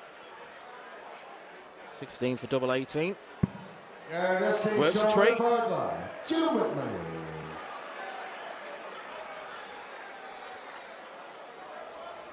Forward leg is Jim to throw first. It's a break of throw. It puts him within a leg of round 2. 97.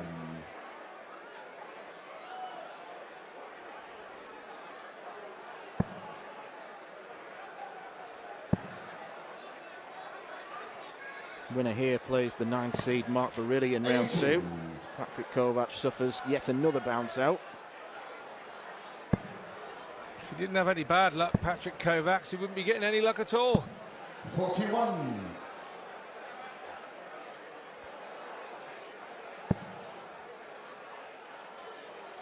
Is it just pure bad luck with bounce outs, or is it something that's more wrong maybe with the throw or the release of the dart? It could be. With these boards, you see, you need to taper your point off. You need to sharpen your point. You need to do some point maintenance. So you need a sort of 45 to 60 degree angle on your actual point. 59. So that if you do hit square on, if you've got a rounded point and you haven't been sharpening them, then you've got no way of going round that blade spider that is in the board. So 100. you see many people go, oh, I don't bother sharpening my points. Well, the reason is you're going to get these bounce outs. Because you're going to have more of a bull nose point. It will be able to hit flush 43. onto that bladed spider wire and be able to fall out. It's as simple as that.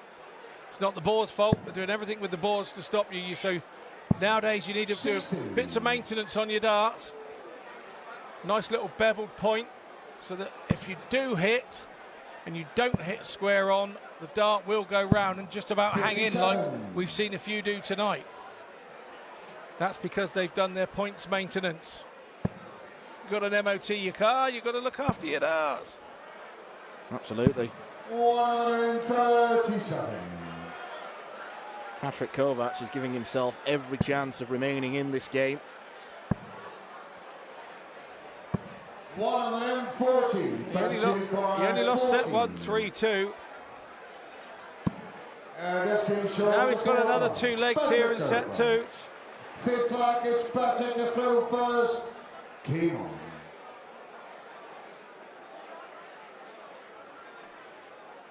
Straight in with the first start at double.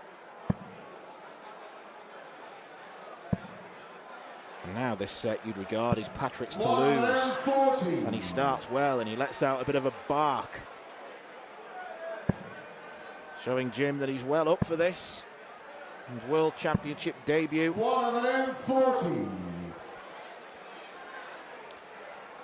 Jim's up to the task as well on this account. On this visit.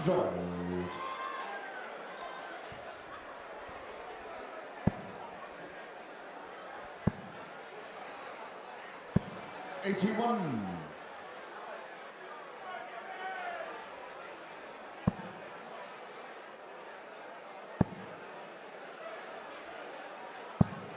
$44.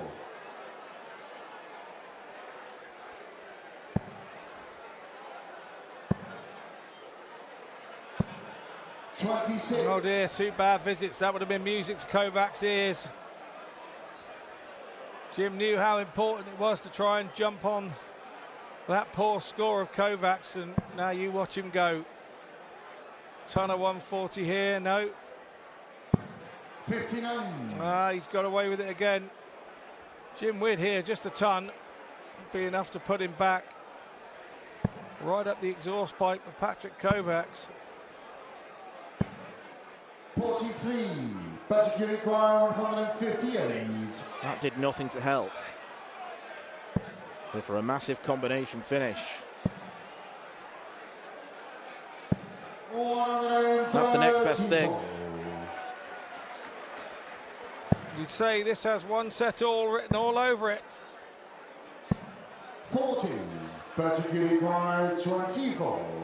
Well, unless there's a Kovacs meltdown incoming, he should get back on level terms, and he does exactly that. Third and final set, first leg is Jim to throw first. Game on.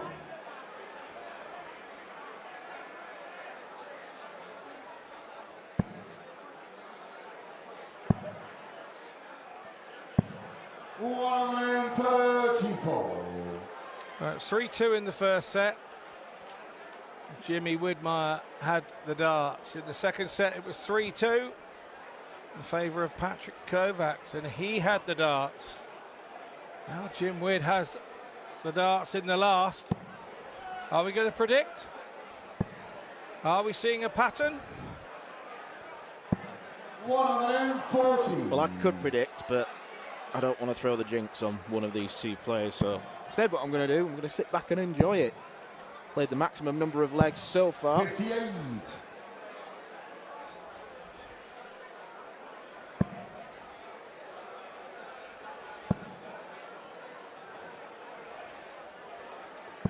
$100.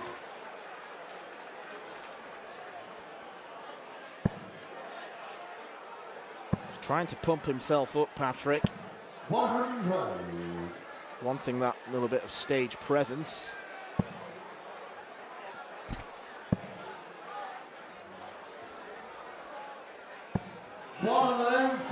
On this occasion, it worked. Yeah, we see it again.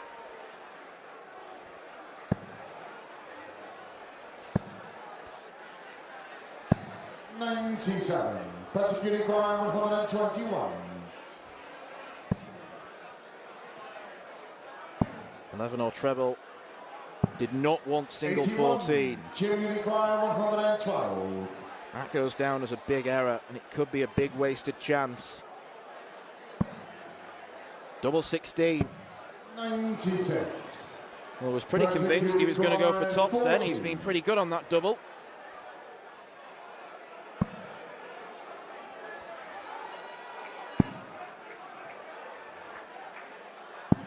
That's been short of the first time. Patrick Kovacs lets Jim Widmayer know he's there.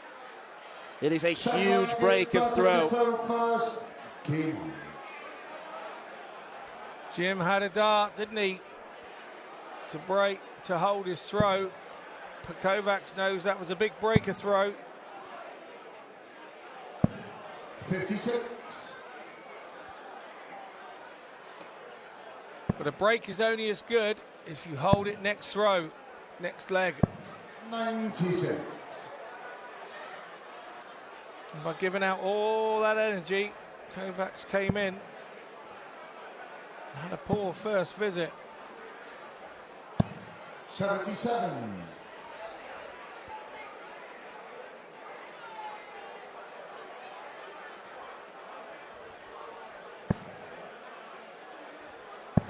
I would say this is more of a point issue, these continual bounce out. He has a very long point, and I do wonder whether he does sharpen them to a bevel and maintain them.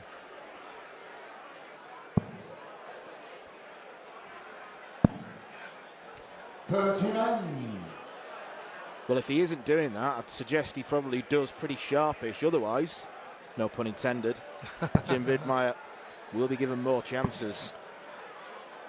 But it seems to be a very... Nobody else is really having problems. There's the odd one in the ladies earlier and a few flight-on flights, and I don't blame the board for that. But these are when the dart is in the middle of anywhere on its own. 125. And the more it happens, the more you'll consciously think about it, and the more you maybe try and make adjustments to your throw, Yes, which is always you do. dangerous. You do. You're absolutely right.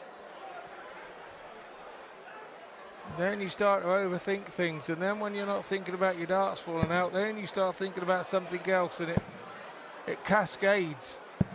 134.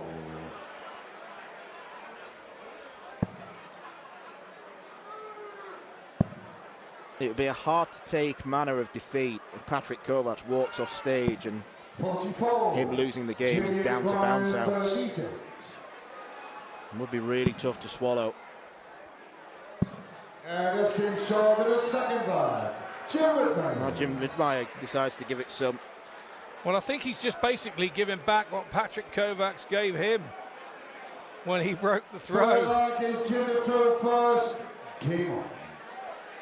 Yeah, if you are a player who gives it, be prepared to take it back. You can't be a one-armed waiter in this game. 100.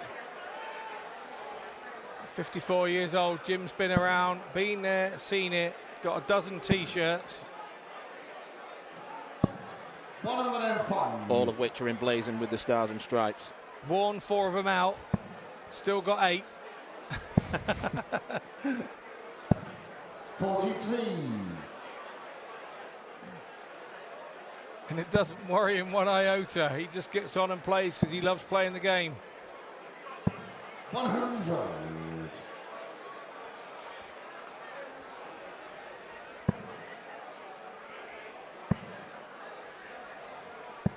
100.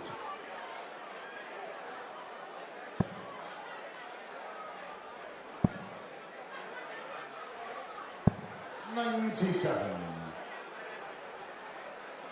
Jim Wid amongst a lot of well-known Americans. Larry Butler, another one. 174.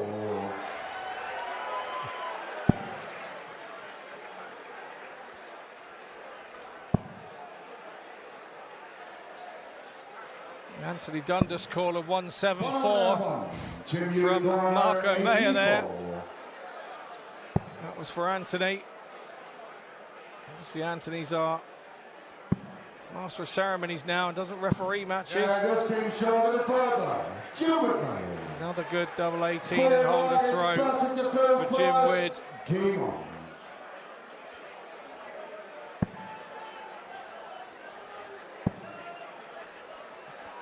He's one leg away. 92.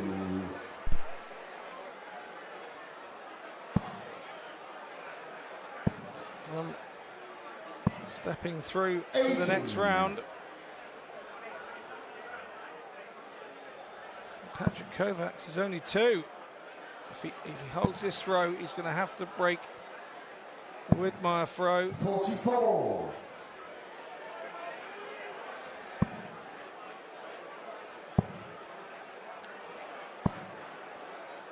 46. Couple of wild ones from Jim.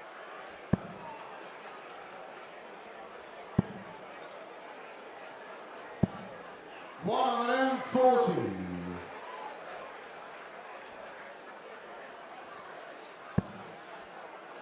What's the winner of this one will take on Pirelli in the second round.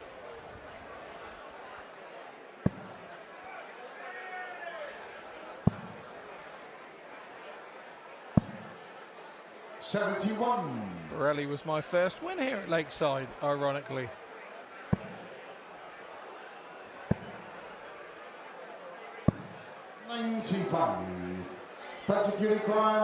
Went searching for the ball to ensure a finish. He didn't get it.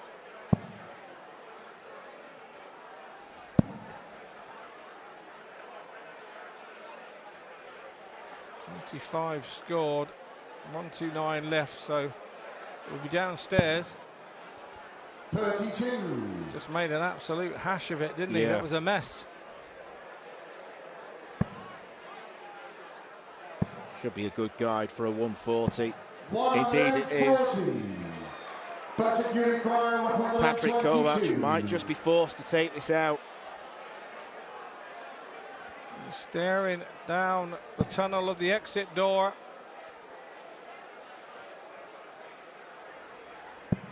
Oh, he's got it.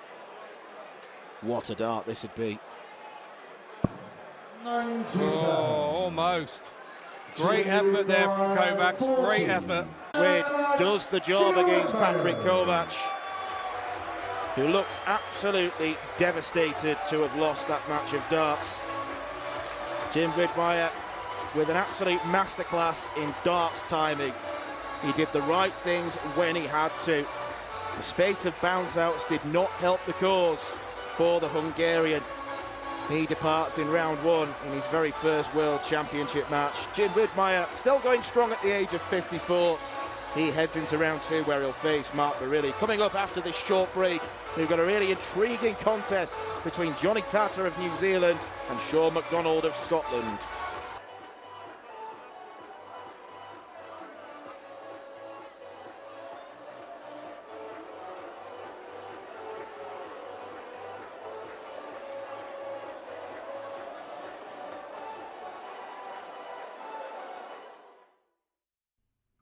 This program is brought to you by Benji Marine Engine Repair and Trading, specialized in Wärtsilä engines with a 24-hour-a-day, high-quality, worldwide service. And by Hemeco Storage Systems, your one-stop storage system solution with over 100 years of experience. The 45th annual Widmayer Fleetwood Memorial Las Vegas Open will be held from January 19th till the 21st. Sin City welcomes you to come and play in the entertainment capital of the world. Both men's and women's champions will win places at the 2024 WDF World Championships. The Romanian Darts Festival is from January the 26th till January the 28th. Come join the party in Bucharest. Register to play by Wednesday the 24th of January. The Toto Dutch Open Darts is held from February 1st till February 4th. Registration is open until January the 16th. The Toto Dutch Open Darts is by far the largest darts party in the world that you should not miss.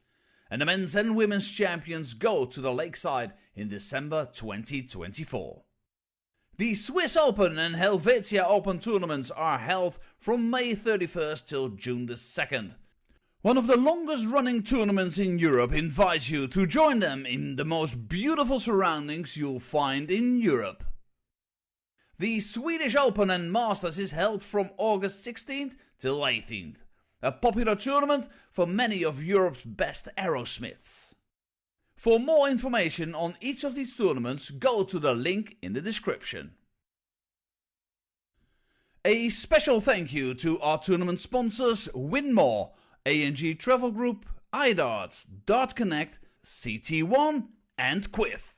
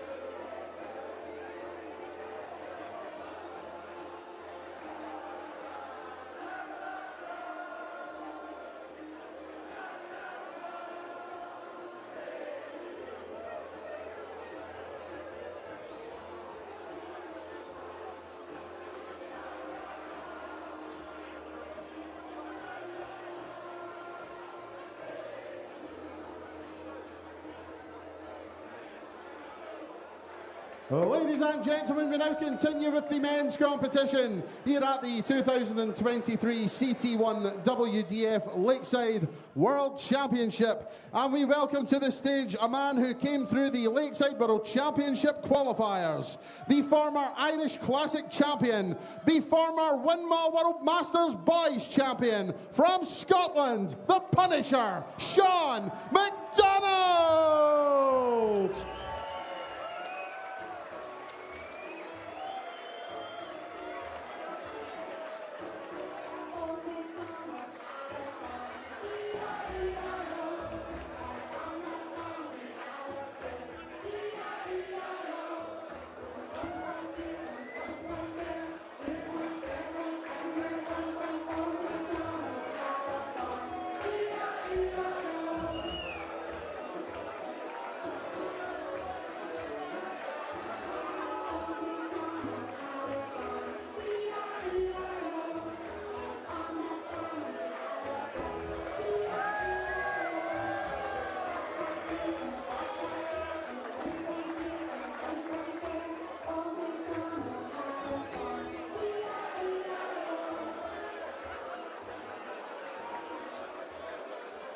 His opponent also makes his Lakeside World Championship debut.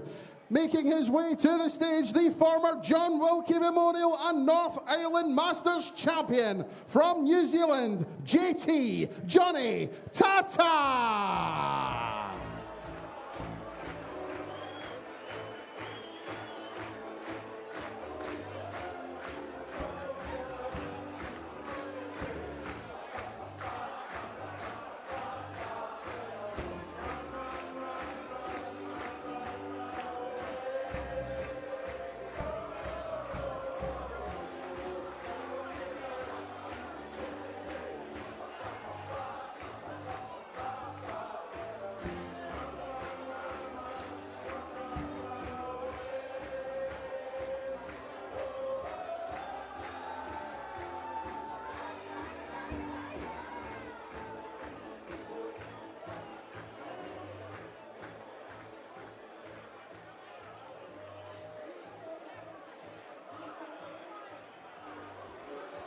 Well, once again at Lakeside, we are displaying what a truly global sport darts is becoming. Not necessarily with Sean McDonald, he's just made the long journey south from Scotland.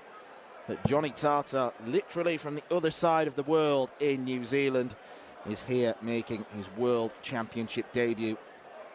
And he is the primary hope for New Zealand darts in this tournament, with both Hapai Puha and Ben Robb opting to play at Alexandra Palace instead. Johnny Tata is a player with undoubted ability.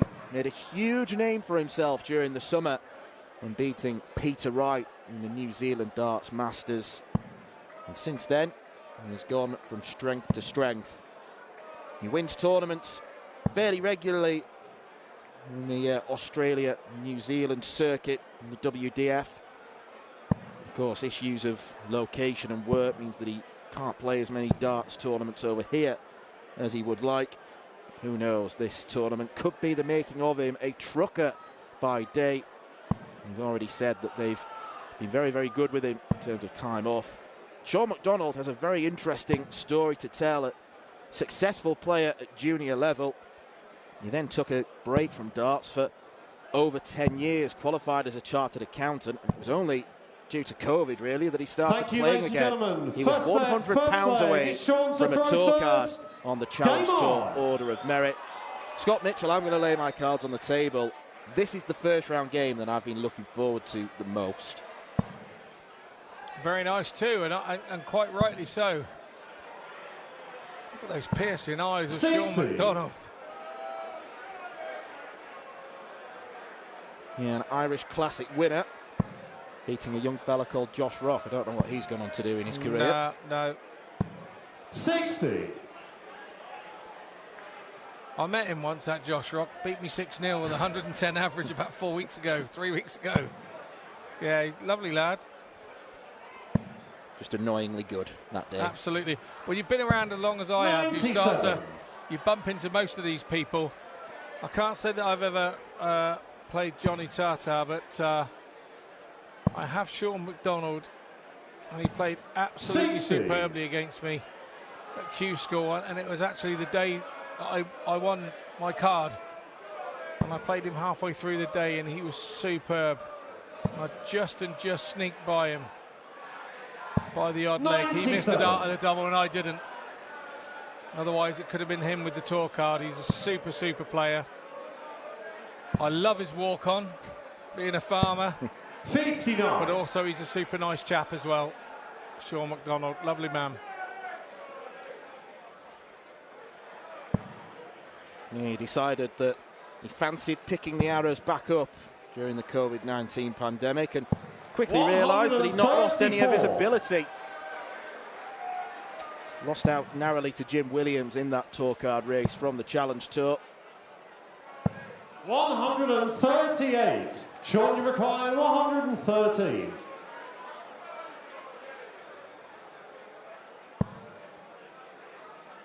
Treble 19.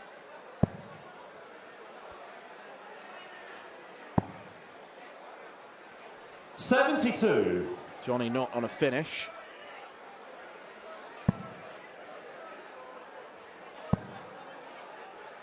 Sometimes when you're watching former youth stars and youth players, 41. their throw is slightly different, because when they were a youth and they were a young lad, their throw had to be so overextended to reach the board. Game Sean, the first leg. Sean McDonald. Yeah, I know what you mean about Second leg, the it's Johnny to throw extension first. of the Game arm. on. He does bring his arm a long way back before he throws the dart. But it's not just him. It's, you watch Barry Van Peer, he was playing when he was a kid, and 60. you watch when he throws, it comes right back behind the side of his head and throws. And there's a fair few players that when you think about it, it's pretty logical, because when they were 8 or 9 and throwing, you know, throwing from the right distance, they had to give it some oomph to get it there. Yeah. And the styles, 100. a lot of the styles very rarely change.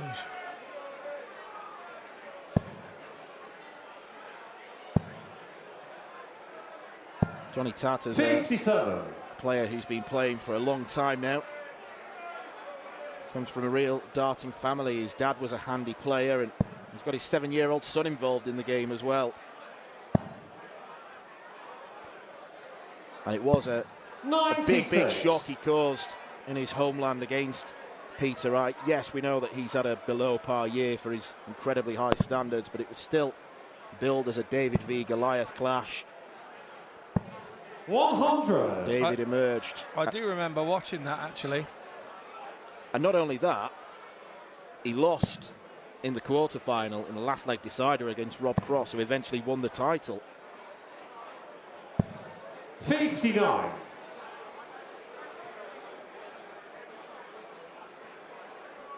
Semi-finalist at the Australian Open as well, which accounts for quite a lot of his ranking points. 100. Yeah, good tournament that, the Australian Open. Went down there in 2019 to Moama. It's just a bowling club just on the 42. Murray River. Lovely little town. 2.5 hours north of Melbourne. Lost in the final to some fella called Heta. 100. Damon or something. Yeah. Yeah, I wonder what happened to him. I seem to pick him, don't I, Dan?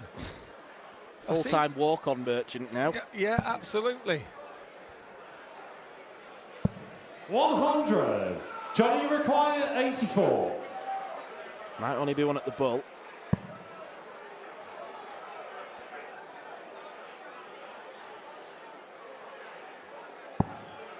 And it will be.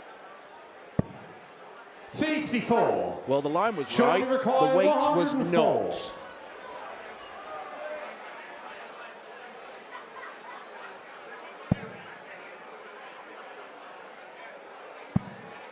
Double 16.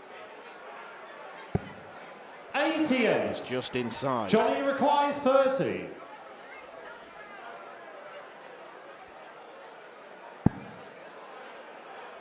The right way to do it. Go at it full beans. Game Sean, the second Correct. leg. Johnny Tartar. That's the perfect way and how to attack that sort of shot. 30, 34, 38. Attack it with your first dart. You don't really want to be outside it. You want to give it a good go. 99. Have a chance of winning the leg. Yeah, it can be so tempting to just timidly throw it, and then you're a long way outside. Maybe just in a matter of using the first dart as a bit of a marker. He went full belt. 100.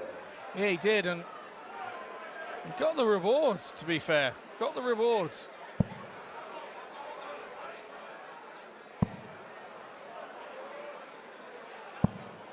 $85. What I like about the McDonald throw, although it looks odd to people, and now I've explained why I believe the arm goes back so far. He's a former youth protege. 100. And, you know, a World Boys Master back in 2002. His head is still very still and focused. He goes back alongside his cheek, and this is a perfect example of it. 180. First 180 for old McDonald. Who doesn't have 55. a farm. Surely required 137. Because I did ask him. Yeah, and he's not that old either. He's only 38. Thanks for that. That was when you say, you're not old enough to have a farm either, Scott. And I said, oh, thank you very 97. much. Chortle. And you Took didn't. the words out of my mouth. Yeah, I did, yeah.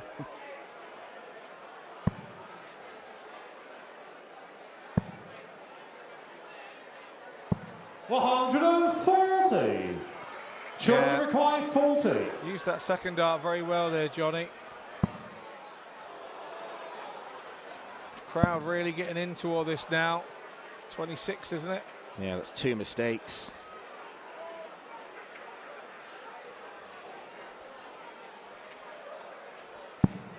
$14. Johnny required 106. So a chance of a break here for Tata. 86, treble 18. Not to be. 98.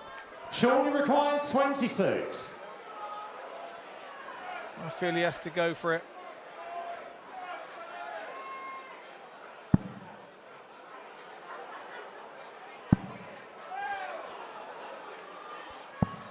Forced into 18. splitting it. Johnny required 8. For a break of throw then.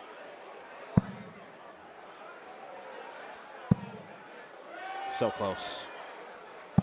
Game shot the third. Perfect marker. Again, Johnny Tata. Again, used well, didn't he? That's the second time we've seen that now. We saw Johnny to throw him first. use it well on the 140, on. so we can tell already, although we haven't seen lots of Johnny Tata, he is a big user of the previous dart if it's in the right place. 60. See, neither of those first two were any use to him at all. I know we all do it, or we all try to do it. It's having that ability to be able to hit that dart 100. and make it work for you. On the odd occasion, you do get the bad deflection. On other occasions, 82. you get perfect results.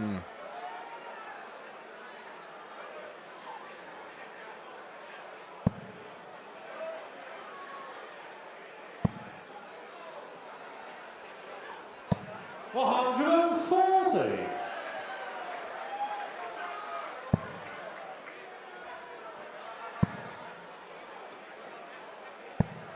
$59. Well, even though he's 2 legs in front, I don't think Johnny's quite firing yet. Sean will feel this is a harsh reflection. Yeah, he will, because it was a slight mistake 41. going for that tops, and then he had another mistake by not hitting the big 3. He hit the treble 3, and then that left him on the horrible double 13. It's not one that you practice. 60. It's not really that side of the board above that you practice. It's just got horrible, didn't it? And Johnny Tata, he took advantage.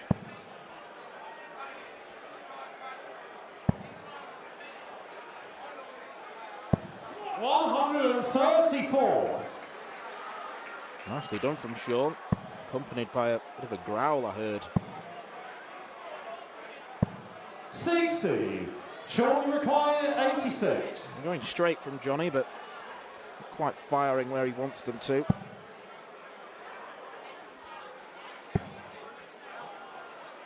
Up for double 8. Game Sean the fourth leg. Gets it. Sean McDonald. 86 checkout from Fifth Sean leg, McDonald. Sean to throw first. Game on. He's given himself a real chance of winning this opening set.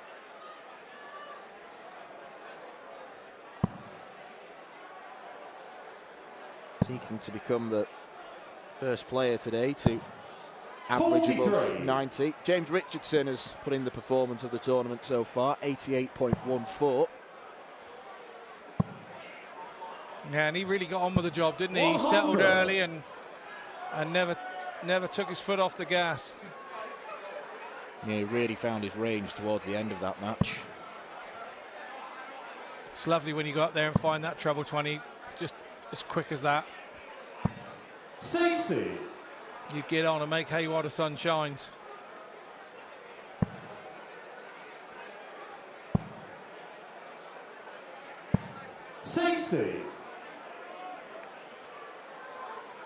Gave the board a bit of an accusatory look then, Johnny Tata, wondering how none of those 3 darts nestled in the treble.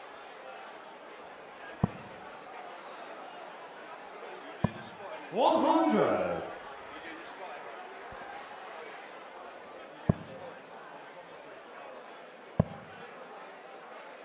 171 maybe. 171. Beautifully done. And all of a sudden, Johnny Tata looks like he's hot favourite for this set.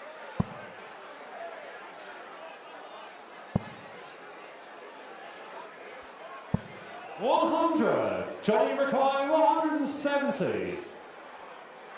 Donald is hot on his heels. 134. 171, 134. If he takes this out in one dart, Johnny Tata, what a sequence of events to take. 138. Set 1. Johnny required 36.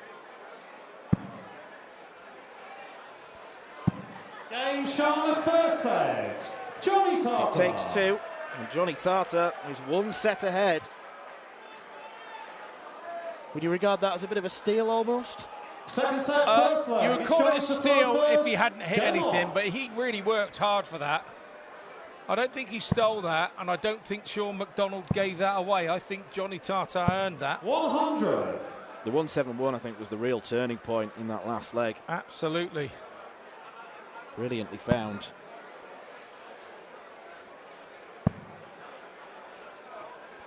It's a lovely sequence of 8 darts there from 53. 3-4-1. Super sequence. You gotta just tip your hat as a player when that happens against you. He's really got his mojo now. 80. Well, he noticeably picked up the pace with those 3 darts. He just felt the rhythm was right.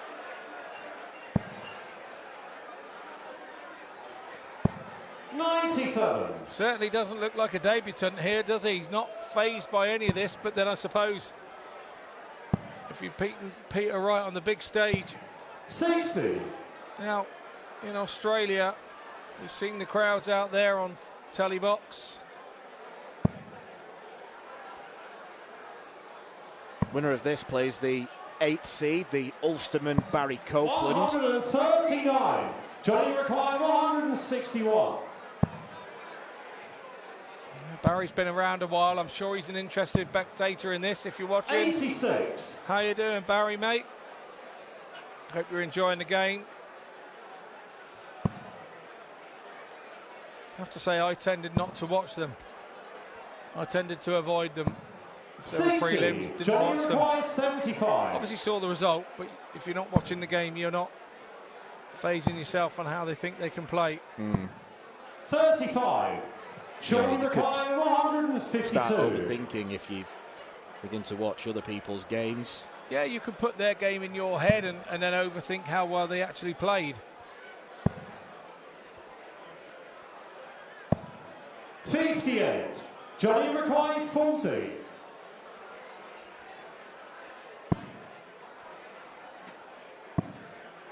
Two decent markers. No score. Surely required 94. Couldn't work his way into the double. Now, this would be a steal, in my opinion, if he gets this. Went aggressive. Not going to happen. 40. Suppose Johnny the required 40. old school route would have been to go for the bull first to guarantee you an outshot on the bull. You hit the big number, of course.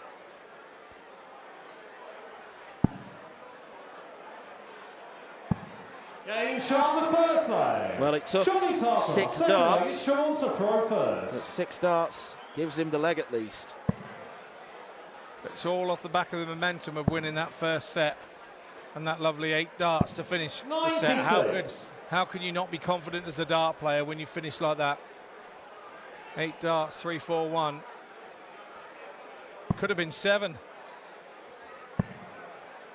But let's not get greedy. 100. That's the way that I would look at that. Don't be greedy and say, oh, it could have been 7. No. Be happy with 8. You'd have took that while you were sat there on 3-4-1. 1-7-1, set that up.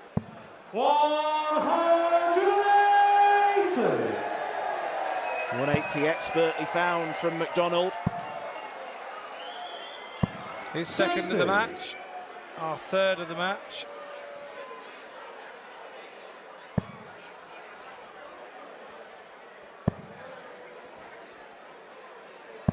$96.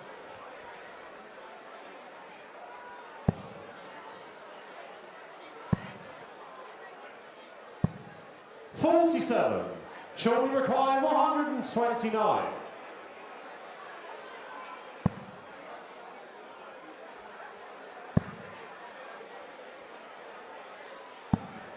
$89.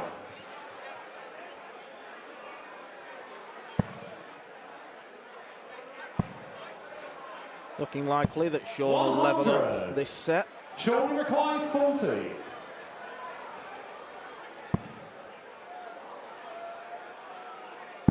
Game Sean the second leg. Exactly what he does do. Third leg, it's Johnny to throw first. Game on. Set up by that beautiful 180.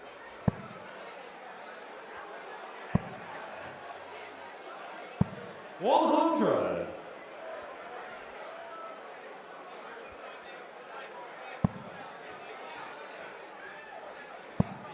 A 9-point disparity in the averages right now 100. in favour of McDonald, and yet he trails. What was it you said a few games ago? They don't put something on trophies. Yeah, averages they don't. They're on the 41. trophies.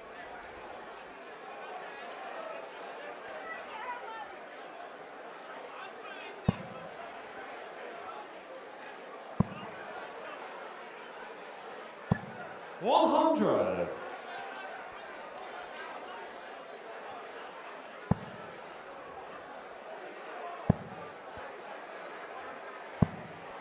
$43.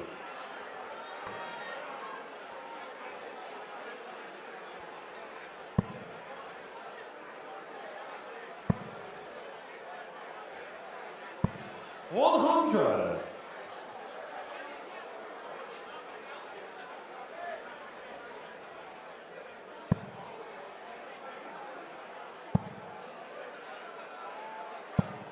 $60. Once again, 3 well-thrown darts. Close but no cigar to a treble.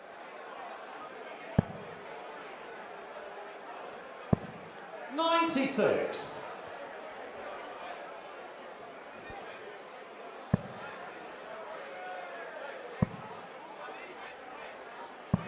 $100. Johnny's on the verge of being broken. 105.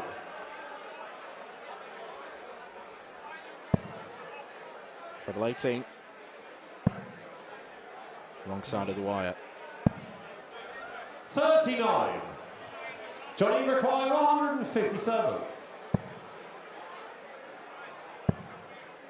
Not going to go now. 96. Good pickup Johnny though. requires 66. Bit of a gamble because a single 19 would have left 99, which is 2 figures, but it's a 3-dart outshot. For a breaker throw. 46. On the wire. Johnny requires 61.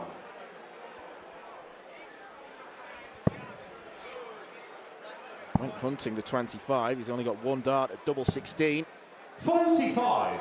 Yeah, that's always difficult Sean to hit when requires you've 20. missed by so far on the bullseye. Rattles the nerves a bit. Game shot on the third leg. Sean McDonald. Straight in from Sean.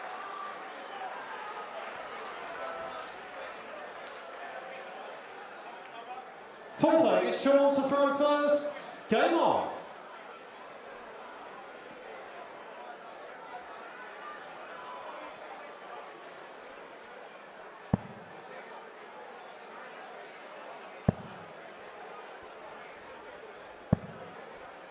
It's not a good opening salvo. No, he would have really just a lovely straight ton would have done the job there.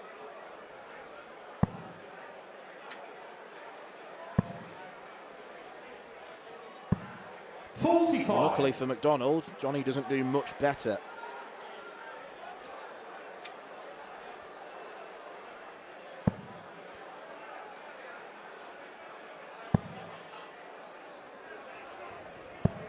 $96.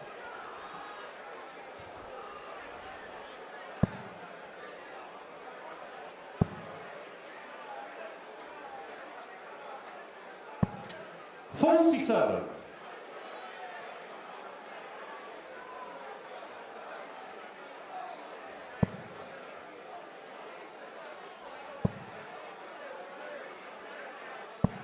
$140. Good fist clench there from Sean McDonald. He knows how important that was in the situation. It's about 180 in front. Tata needs a treble 60. of some sort and doesn't get it.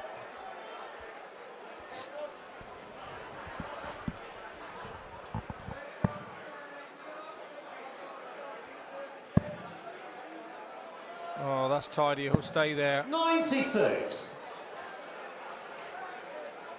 Nicely done indeed. And even a 180 won't get Johnny down to a finish.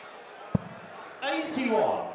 Sean required Good experience here from Sean 126. McDonald, because Johnny Tata's been throwing everything at him, and he was playing in his purple patch. Sean McDonald hung in there and hung in there. Surely he will now get his chance 81. to clinch set 2.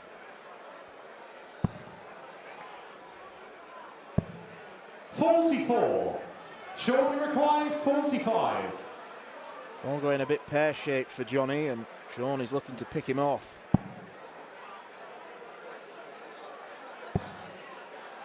Another one of those. 29. Great minds think alike. He will be back with Johnny Tata on 2-2-4.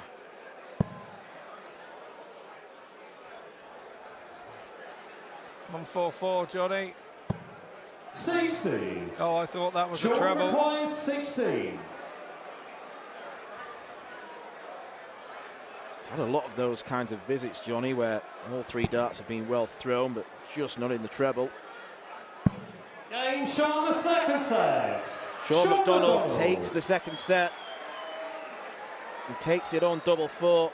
And that's 3 legs in a row he's won now. Third and final set. First leg. It's Sean to throw first. Game on. Barry Copeland is still none the wiser to who his opponent will be in round 2. On the basis of recent legs, I think you'd have to say Sean's the favourite now. 97.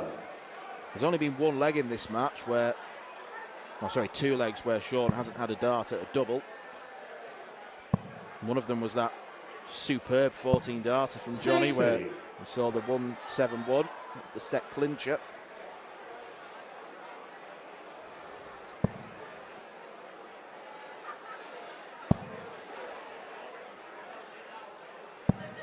$57. Chasing round to try and find a treble. Doesn't achieve that on this occasion. 98.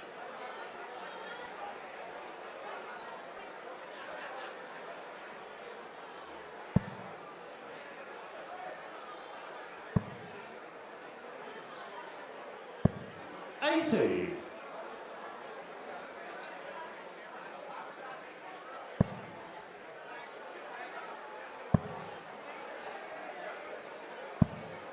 AC.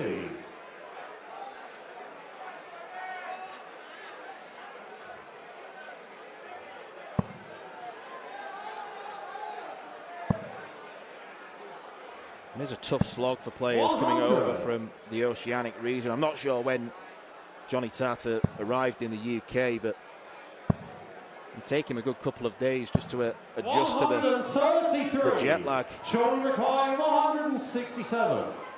Yeah, when I did my trip to Australia, I had the jet lag going out. It wasn't coming back too bad. It wasn't not too bad at all. 102. I think it's all on the timings of when you leave and when you come back.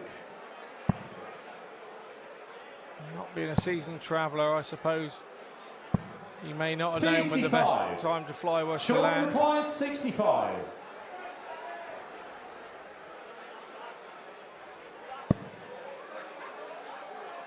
Tops.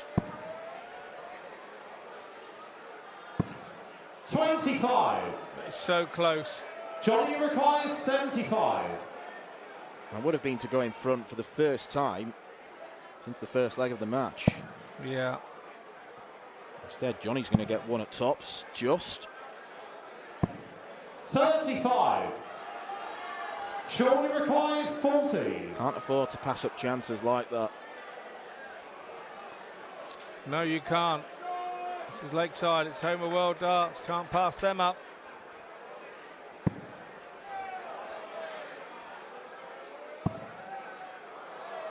Double 10. 20. Does not rescue him. Johnny required 40.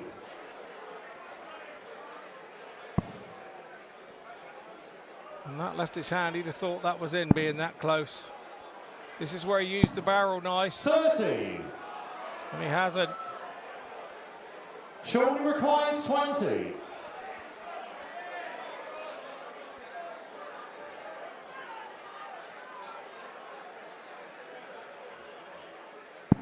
Game Sean, the first leg. Sean McDonald. That was straight and true. Second leg, it's Johnny. Clean as a whistle into Going double on. 10.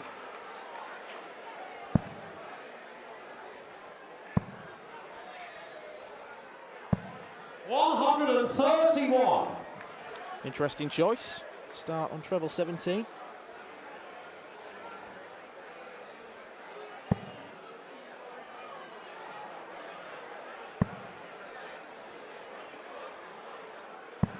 $140.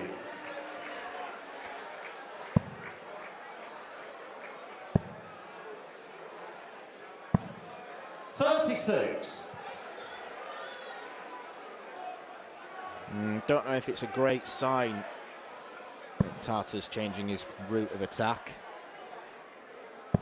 Almost strikes me as panic. 41.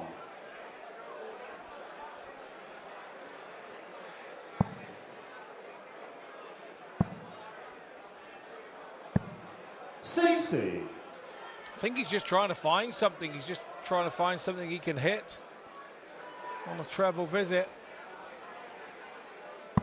Chased himself around the board.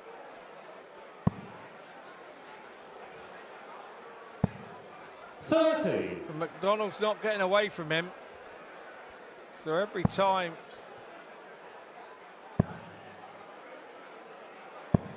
$119. he gets the opportunity, he's now spread his wings a little.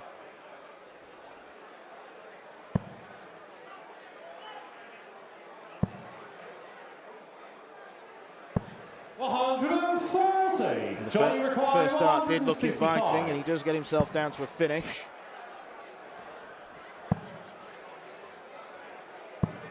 $60. Surely required 150. Saw Reece Colley take this out to beat Dave Prins. Final match this afternoon. Not going to see it from Sean. 85. Johnny requiring 95. Might go double-double. Game shot on the second low. Johnny Tartar. Instead, he went the more traditional route. And the orthodox route worked.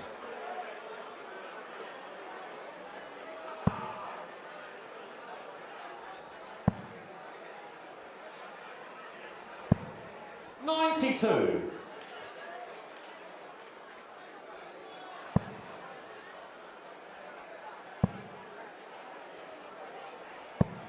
$45.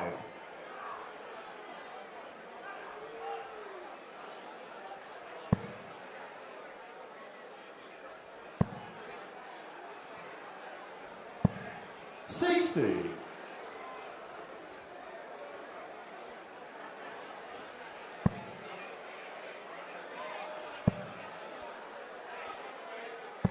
$60.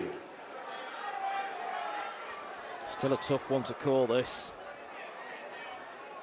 Sean McDonald's scoring power has been better. But Johnny Tartar has found a way to dig in. 93.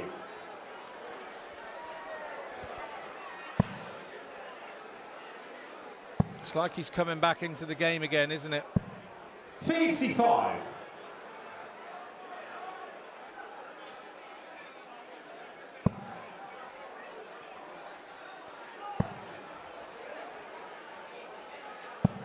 $98.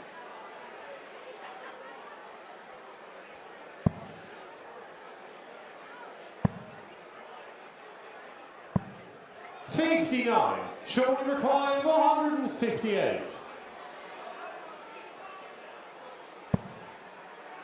Another one. Doesn't need to go for it if he doesn't want to. 126. Wise words. Leave your favoured double. Back yourself with 3 in your hand. 42. Shortly required 32.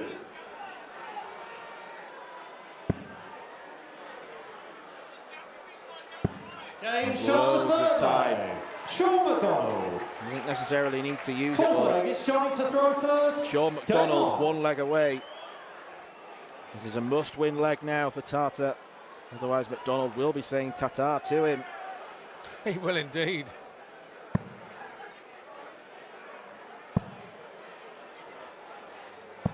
$100.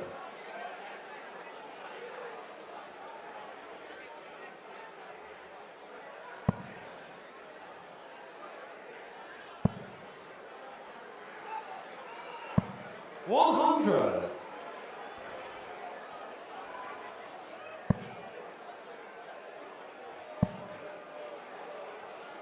$177. Much better.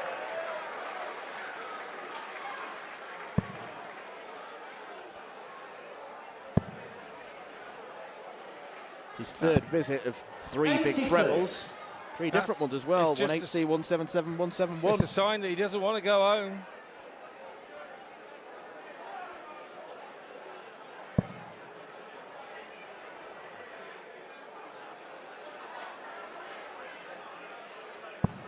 $60. Really had to move across then.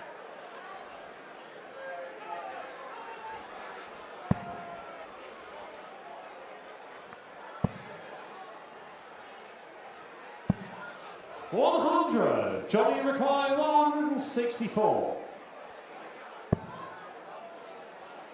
Didn't need to go the bull route. I'm not going to get a chance to find out whether he would have. $124. It's a magnificent setup. And this leg's very reminiscent of the one that saw him win the first set.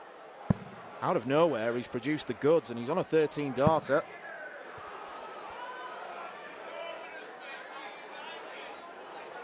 Sean McDonald fancy leaving. Probably should go treble 90. 139. Real quality leg, this one.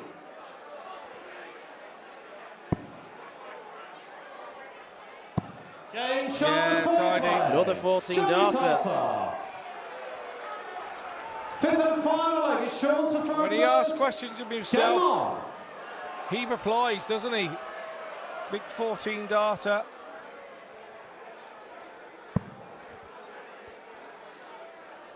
Sean has the advantage of the throw. 99. It's a solid start.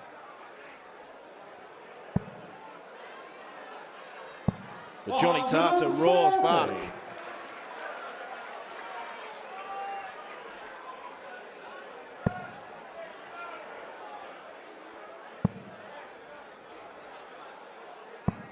$100. Like the early release on the last dart.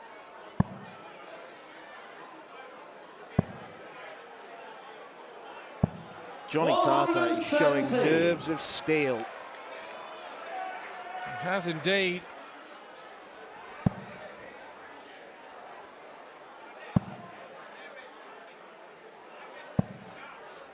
$112.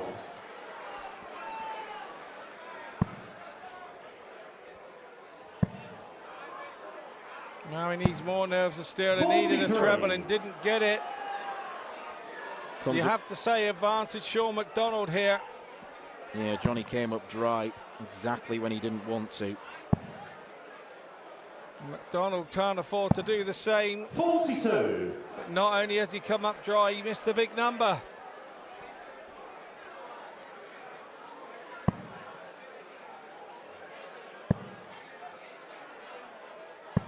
$100. Great Sean last requiring start. 148. Under the circumstances, massive.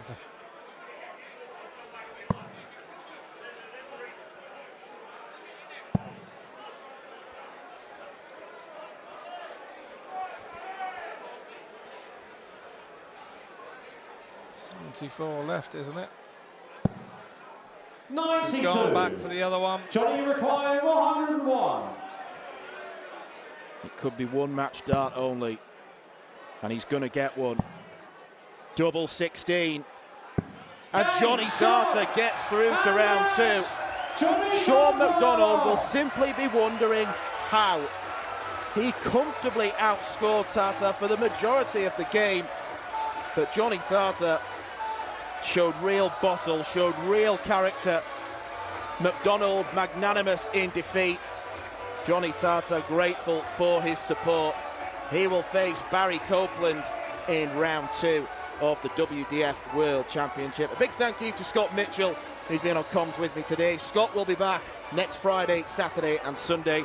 He's only got the small matter of county to play tomorrow, so he's getting off early to get prepared for that. Coming up after this short break, we've got the final ladies' game of the day between Lorraine Hyde and Laura Turner.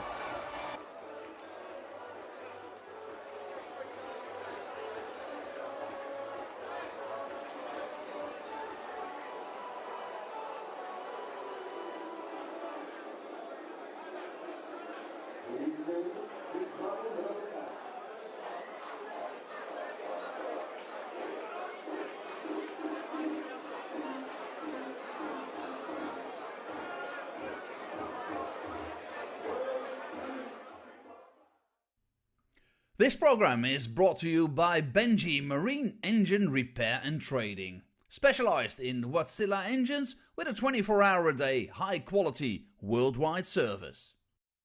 And by Hemeco Storage Systems, your one-stop storage system solution with over 100 years of experience. The 45th annual Widmayer Fleetwood Memorial Las Vegas Open will be held from January 19th till the 21st. Sin City welcomes you to come and play in the entertainment capital of the world. Both men's and women's champions will win places at the 2024 WDF World Championships. The Romanian Darts Festival is from January the 26th till January the 28th. Come join the party in Bucharest. Register to play by Wednesday the 24th of January. The Toto Dutch Open Darts is held from February 1st till February 4th. Registration is open until January the 16th. The Toto Dutch Open Darts is by far the largest darts party in the world that you should not miss. And the men's and women's champions go to the Lakeside in December 2024. The Swiss Open and Helvetia Open tournaments are held from May 31st till June the 2nd. One of the longest running tournaments in Europe invites you to join them in the most beautiful surroundings you'll find in Europe. The Swedish Open and Masters is held from August 16th till 18th, a popular tournament for many of Europe's best aerosmiths. For more information on each of these tournaments, go to the link in the description. A special thank you to our tournament sponsors Widmayer, A&G Travel Group, iDarts, Dart Connect, CT1 and Quiff.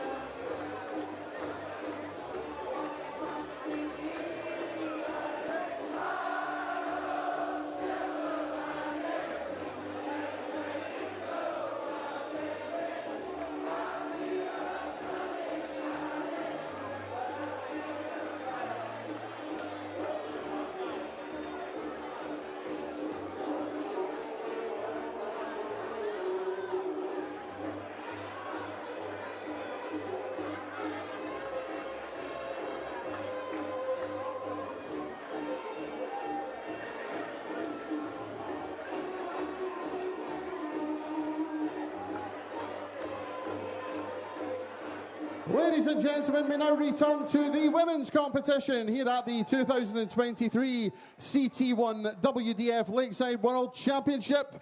This is the home of World Darts. This is Lakeside! We welcome to the stage, first of all, a former British Classic, Belgium Open and Gibraltar Open champion, the reigning and two-time Torremolinos Open champion from England, Laura Turner!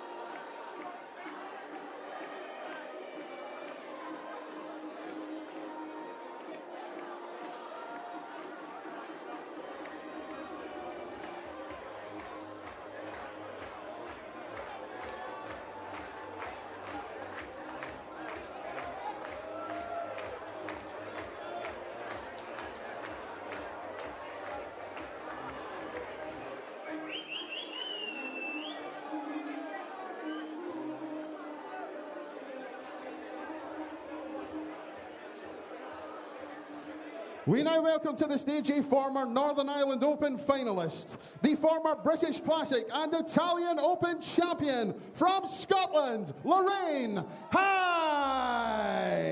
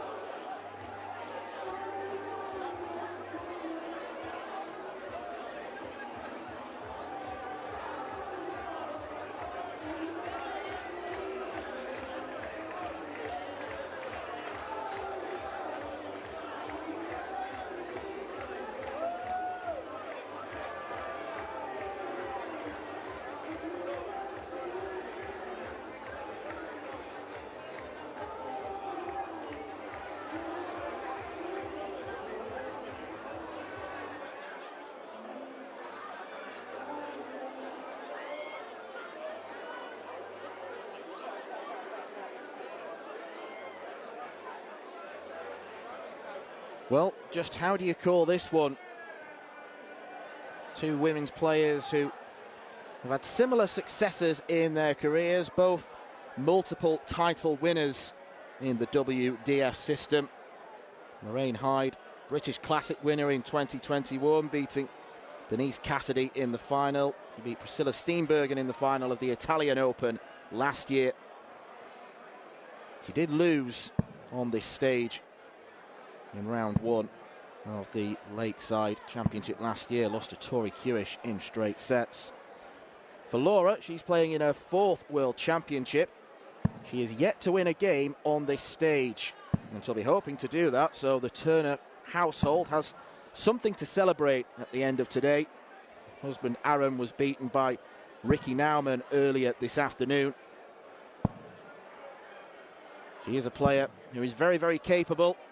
One of the few players to beat Bo Greaves in the last year or 18 months. She's been on that ridiculous run in the PDC Women's Series. And speaking of which, Bo Greaves awaits the winner of this tie. Certainly a big game in prospect.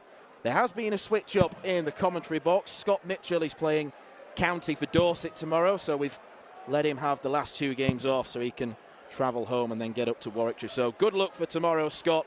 He'll be back Friday, Saturday and Sunday. But in Scott's place, we've got a very fine replacement. We've got the man who's in charge of the social media this weekend, all-round WDF nerd, as you describe yourself, inside the WDF podcast host, Andrew Sinclair. Welcome to the comms box. Thank you very much, Stan. It's a pleasure to be joining you. Oh, thank you very much. It's a pleasure to be joining you, comms, this evening. Final two games of the session. It's been a long day, but a good day, getting the championships underway. And this is a strange game when it came out of the draw because, as you said in your intro, neither of these women have won in the World Championship before.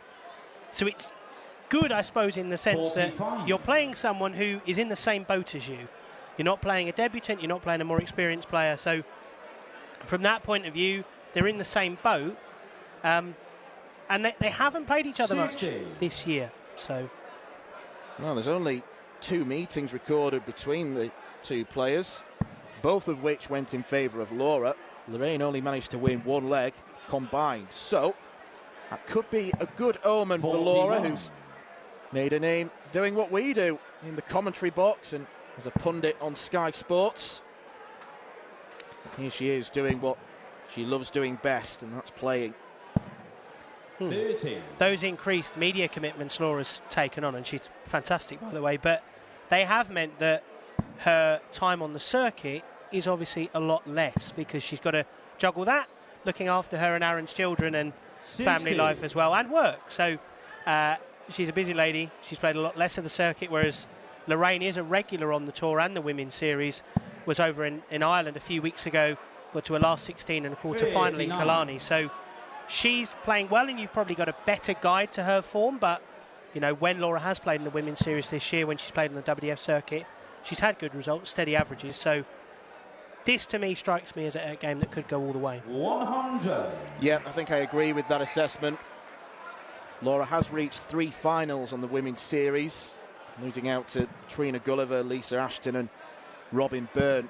100. No mugs that she's come up against. I think that's absolutely for certain.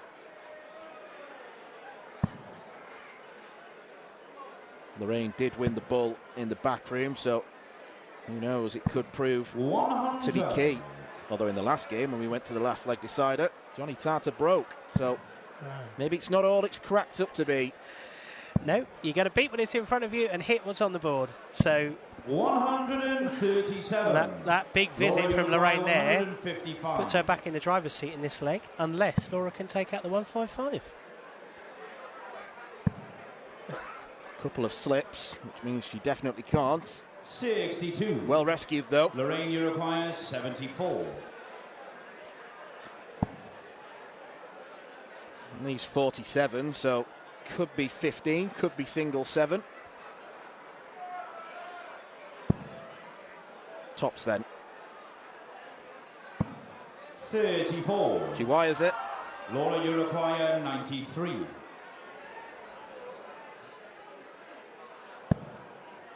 Laura goes aggressive rather than the safety first route of the bull. 53. Lorraine, you require 40.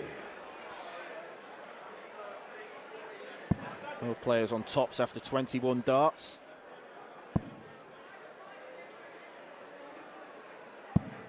20. Too high, pulls the third 40. one low, and can Laura do any better to take an early lead, an early break of throw? And that will offer no help. Neither will that one. Third time lucky though, and Laura Turner breaks the throw, takes out tops. First leg of any match is so important. If you do win it, it just settles you down. And if you're on the receiving end of it, as Lorraine was, particularly missing 4 darts at a double, already the negative thoughts can enter the mind. Particularly true when you have two players who... 104. Particularly when you have two players who have perhaps not the best memories of being on this stage in terms of their performances, their results. Laura last year was up against Mikuru Suzuki. Played quite well in that game, but ultimately fell short. Lorraine, I know I spoke to her at the time, had a really tricky draw last year because she was playing Tori Kewish of Australia, who is one of Lorraine's best friends on the circuit. And when she looked at the draw... 140. Strong start from Laura. When she looked at the draw, she said, the one person I don't want is Tori. So that's obviously I'm going to get. She did get, and then she was incredibly emotional, ended up crying at the end of the game. So this year, her and Laura are friends, but it's not quite the same situation. But, it's Laura who seems to have settled down better. And I think every milestone in this match is going to be important for these two players. Brilliant leg from Laura Turner. Potential 11 darter. And she'll be so keen to win this match, not just because it's a game of darts at the World Championship, but this is essentially a home tournament for her. It was just down the road in Byfleet in Surrey.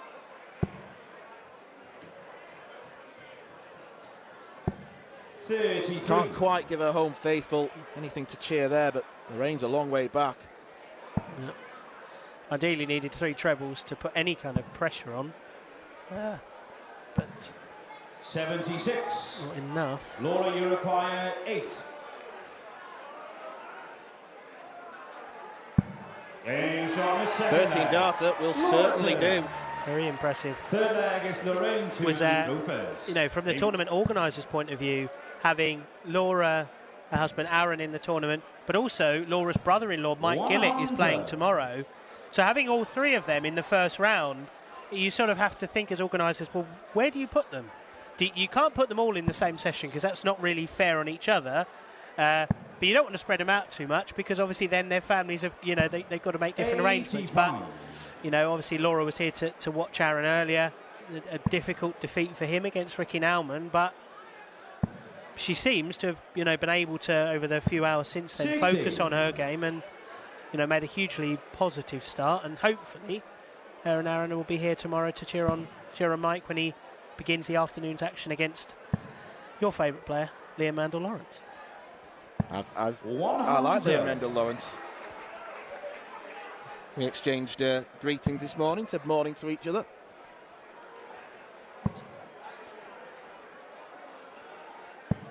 .45. He's averaging around about 83 at the minute, Laura. I think from both of these players, the ballpark average would be around the mid-70s if they're both relatively on their game. So Laura Turner 45. certainly outperforming herself at the moment. Lorraine Hyde definitely underperforming. You know what a good player she is. Just like this. 121. I think with both ladies, the scoring has never really been the problem. It's just the finishing sometimes lets them down. But, I mean, so far, Laura's been clinical. Lorraine only had those chances in the first leg, which she wasn't able to convert. But 100. that's sometimes where the fluctuation comes in, is just on that outer ring. But, I mean, Lorraine's hit some very big averages in the women's series last couple of years, 90 plus. And I know from talking to her before, a lot of that stems from her. 45. A lot of her match practice up in Aberdeen, where she's based, is because she plays in men's single leagues.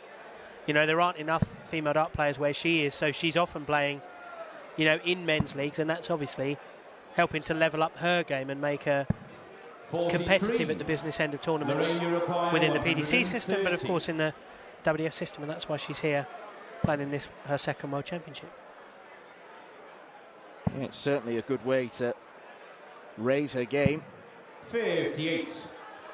Laura's Laura, highest Uruguay, recorded average is 128. 84.5. That was in the women's series last year. That's a flyer.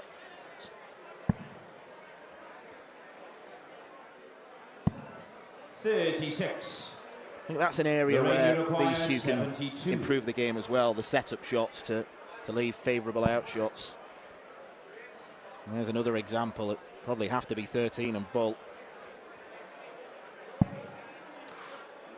Just. Game shot and a third leg. Clinical, Lorraine right Hyde. on the button from Lorraine Hyde. Fourth leg is Laura 72 to checkout in first. an unorthodox manner, but it was certainly effective. And now she's got the foothold, and you know what we were talking about before. Her mentality is going to start to settle 60. down now, because it's like, right, I'm on the board. You know, I've not lost the first set to 0. I'm on the board, and you know, if you break back here, you're then on throw in the last leg of the first set, and 60. it's all about momentum. In a short format like this, there really is no margin for error, really, for either of these ladies. Or for any of the players, as Sean McDonald found out in the last game. Yeah, absolutely. It's a cutthroat format. 140. The scoring phase of the game has definitely belonged to Laura. 140.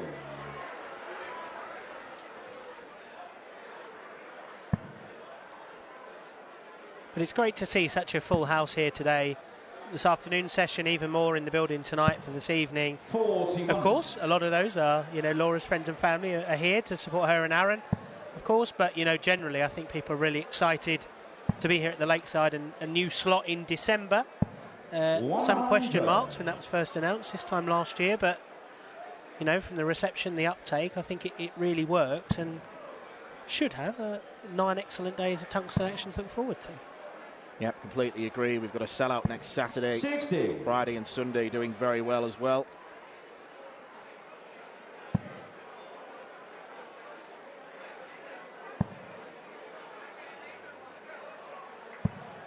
.43.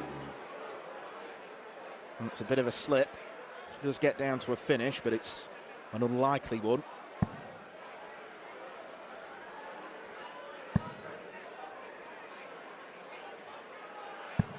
.85. Well rescued. Lorraine Uruguay, 158. If she does miss Laura, it does tend to be quite high.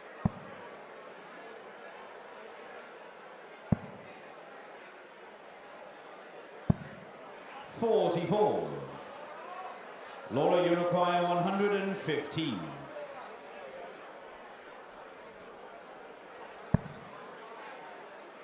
Treble 20. Would have left double 18. 14. Again, it's Lorraine, a you sloppy require setup shot. 114.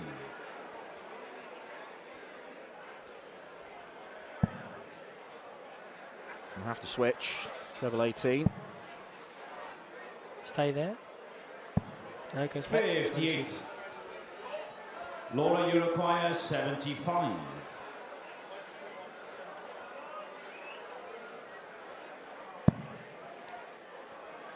Nicely found.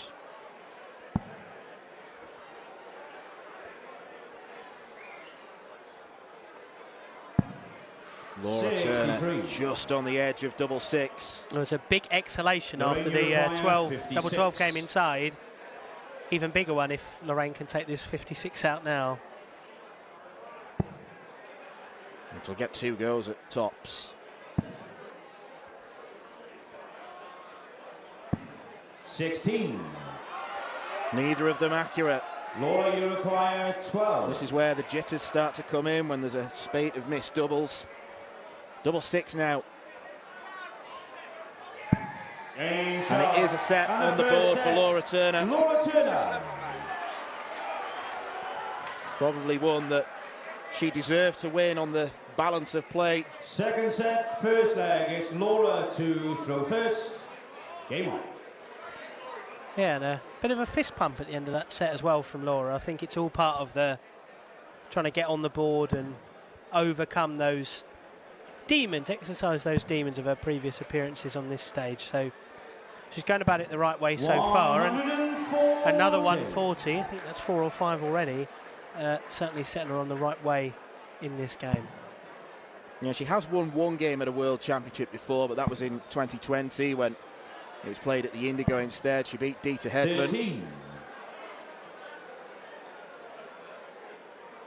And then was beaten by Corinne Hammond in the following round.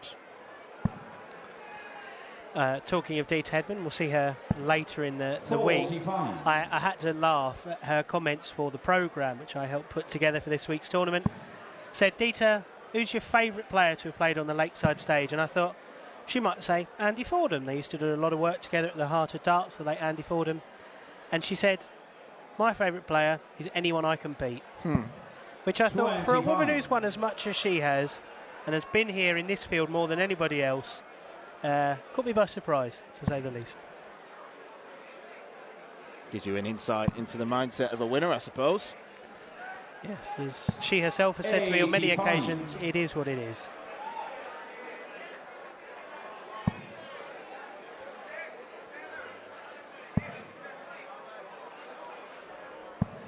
$140. Well, Lorraine needed that because it was a shocker of her first 2 visits.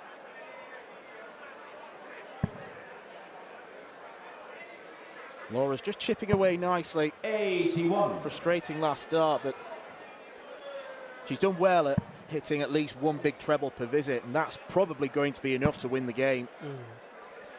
Yeah, and I mean, Laura, I watched her earlier in the practice room, really consistent, lovely straight line, and that's what you're seeing on the stage now. I know some of the players earlier in the day remarked that, you know, the stage was a lot warmer than the players' room, and they kind of somehow struggled to replicate. Very close. We saw Reece Colley take out a 150, slightly different route earlier on. That would have been some finish, but she's really replicating what she was able to do in that practice board, which, you know, a lot of us say were great on the practice board, but she certainly looked going great guns earlier and very much is here. Double 18, take a 1-0 lead in this second set, first to 2.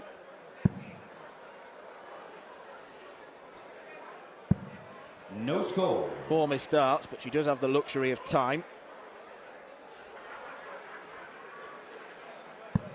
Lorraine's going to be so disappointed with how she's played because, as you mentioned, she's a player capable of much, much more than this. Laura, you require 36.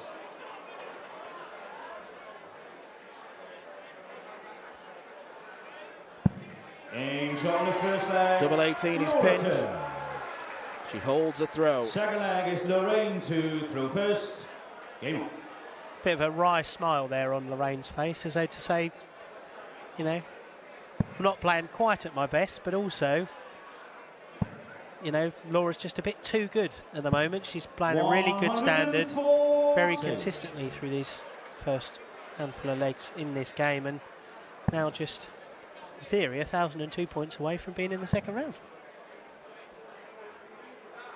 And I suppose when the draw came out, Lorraine's got to come down all the way from Aberdeen. I don't know if she's driven or whether flying was an option, but it's a long schlack either way.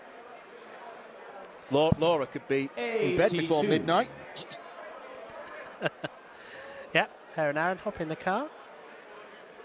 Although perhaps a slightly different conversation than maybe they would have hoped to be having. But no, she's playing very, very well, and obviously 60. She can be proud of her performance, and I'm sure her daughters, who are both keen dart players, saw some of them earlier, cheering their mummy on, hoping she is able to book her place in the last 16 back 55. Here during the week to take on the woman that, you know, nobody wants to play at the moment, the hot favourite, the reigning champion, quite majestic Bo Greaves.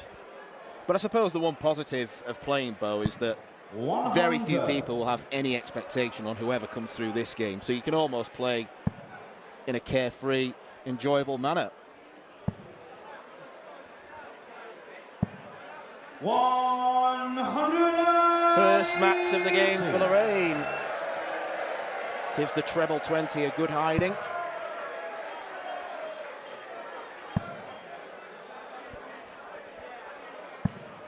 Did you like that, Joe? Yeah, I did enjoy that. I did enjoy that. Took a while to register, I'll admit. It's been a long day. But she's got a big lead here. One shot at tens. 34. Need at least a couple of trebles here from Laura to put Lorraine under any real pressure.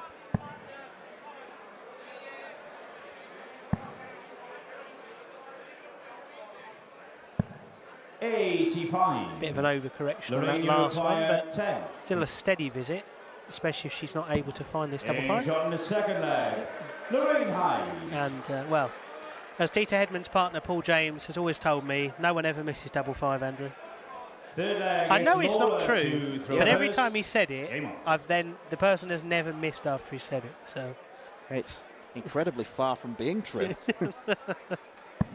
First dart that Lorraine has successfully hit on the outer ring, because the only other leg she won was on the bull. 55.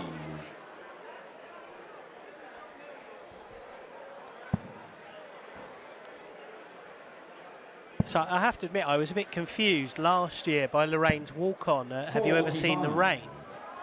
Now, I didn't get it at first, and then I realised that the Scottish teammate Steph Gilmore and a couple of others who were sat with her when they were singing Have You Ever Seen Lorraine? And I was like, 4 years at university in Scotland, and I still didn't work out how the accent could tweak that song. But yes, an enjoyable walk-on from both ladies this game. Two enjoyable songs. Although not quite the dancing moves of Leonard Gates that will be seen tomorrow evening. No, we will be richly entertained by Leonard Gates before he's even thrown a dart. You can be sure of that. Laura Turner shares her walk-on with former Lakeside champion Stephen Bunting. 85. Although I think she throws slightly heavier darts than the Bullet.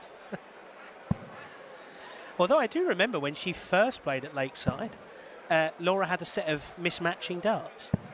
It was 2 from one set and then 1 from a set she'd had years before. Seemed very odd. It was a very curious thing for the commentators, watchers at the time, but it seemed to work for her to get her to her first World Championship. Didn't quite work out on that occasion against Anastasia, but she now has a set of uniform darts, which I'm sure for those more OCD viewers will make them slightly more comfortable. Did she ever explain why she threw with one odd dart? She did, and I interviewed her about it, and I asked her, and she answered. And for the moment in time, the answer escapes me. But there was a symbolic reason why she had the mismatching ones. It wasn't quite young Reece Colley earlier who moved through to the second round with a comfortable win over Dave Prins. He got here by winning the British Open. 26. And he told me, I forgot my darts when I went to Bridlington for the British Open, so I had to borrow my brother's, and he bought them in Argos. I don't know if he used the Argos darts today. I said he should. They were a good luck charm. Yeah. But no, yeah. Laura's I bet they using... weren't even pure tungsten, were they? Made of brass or something. Exactly, but they've got him all the way here. And Laura's odd job darts seemed to do the job before, but no, got a uniform set now on her own branded flights and everything. 100. But Lorraine she's Uruguay, trailing 82. in this leg. Lorraine got the advantage, and she wins this, throwing for the set. Suddenly, the momentum, the mood of the game is very, very different, although she has made a bit of a pig's ear of this. 30. Yeah, a lot of Laura pigs here, Uruguay, actually. 130. It's a rather sizable pig's ear. A bit like watching me play darts, to be honest. Now, don't be harsh. I'm not being harsh.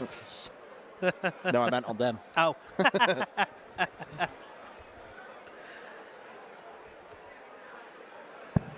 92. Tidies it up well to leave Lorraine Uruguay, Dart at 52. double 19. So, Lorraine Hyde to break the throw. Goes for the 12 and tops.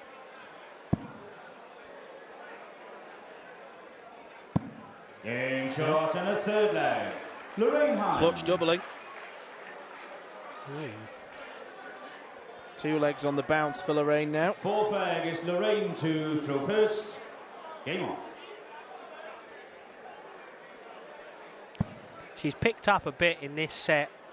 Averages starting to move towards the 70 mark, which is, we were talking that kind of average standard. I think her running average on the women's series this year was a fraction over 70. So she's sort of finding her rhythm, finding her groove. And sometimes that does take a few legs, but, you know, in a best-of-3 set format, you don't always have those 60. legs to play with.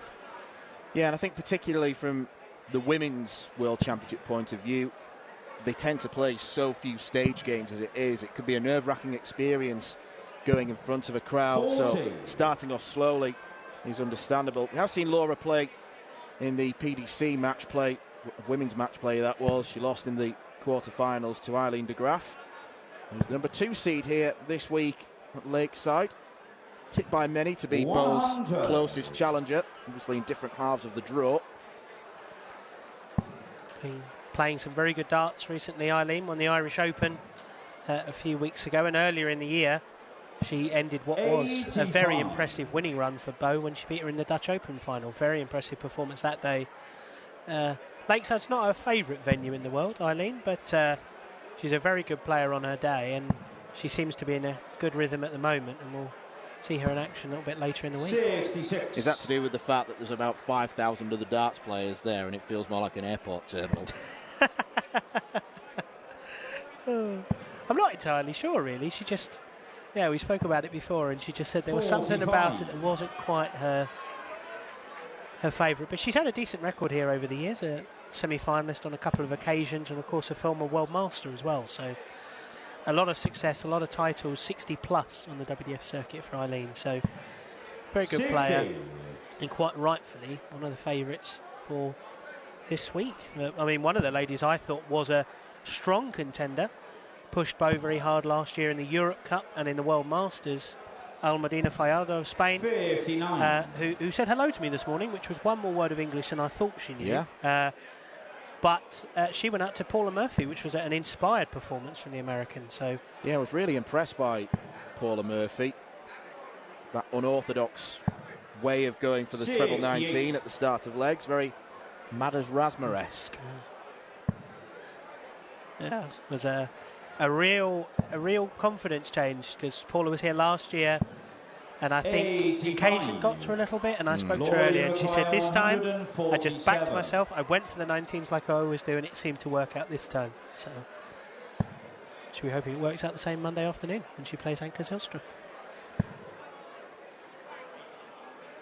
67 left for Laura, dropped down the board.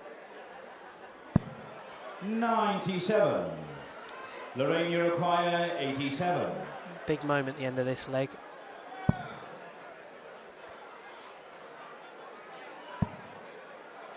One dart at the bull.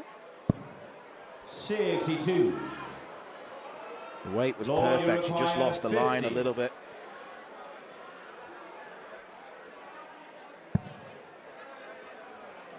Double 16. for a break of throw, for parity in the set, and to go within one leg. She can't hit it. Lorraine, you require 25.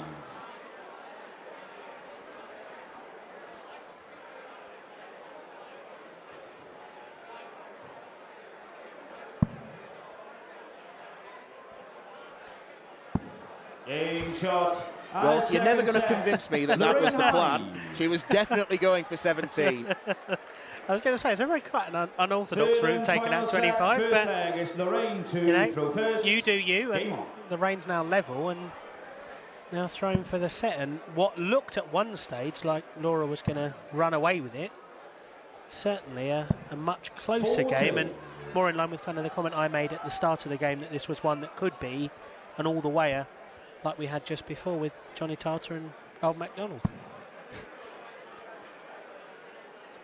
Amusing story with that one. Sean, that wasn't his walk-on of choice. His initial walk-on of choice was Oasis, and at the Irish Open a couple of years ago he was, I don't want to say bullied, friendly and positively encouraged by Dieter Hedman and Margaret Sutton, a regular for Middlesex, good friend of John Scott, who will be in action later in the week, to go for something a bit more humorous, like Old MacDonald Had a Farm. And he then won the Irish Classic final against a little-known Northern Irishman called Josh Rock. So it worked then, and he was sort of lumbered with it. Yeah, I suppose the rules are, if you win, you've got to stick with it. Well, he tried to get out of it by asking the good people of Twitter to vote in a poll on what his walk-on should be. And unsurprisingly, the comedy pick of Old MacDonald Had a Farm won rather convincingly in the end. Big mistake that from Sean. Never take to Twitter to ask the opinions of anyone. You'll never get what you want. No. As a friend of his, I won't admit which way I voted, but let me say I was pleased with the song that he ended up having earlier. 100. Laura with the advantage in this leg, a steady ton there. She's got 100 and change ahead, but depends what kind of inroads Lorraine can make this visit and the next.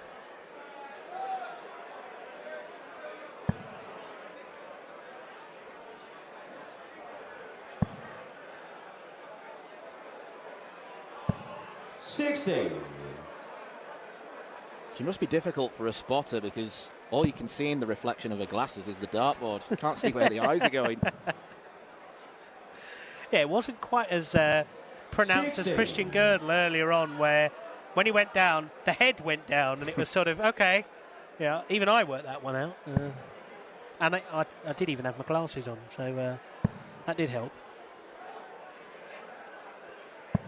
104. Yeah, for those of you that are new to darts, the spotter is the person who basically tells the director where the player is going. It is a tough job. So tough that 60. I've never put myself forward for it, and I don't foresee myself putting myself forward for it at any point. No, it's particularly challenging when certain individuals, like Mr. Rhys Coley, take out 52 twice in their game and go different routes each time. 33. That one literally bent the wire. You require 157. This would be a heartbreaker if she can take this one out. Can't now with a big 5. Treble would make a dent in it, but 45. Wrong side of the wire. Require 40.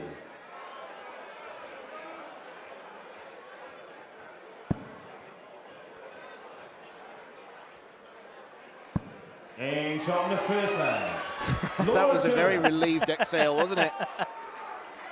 Second leg is Laura to throw first. Game on. In fairness, she needed it because that was 3 legs on the rope on the bounce that Lorraine had won.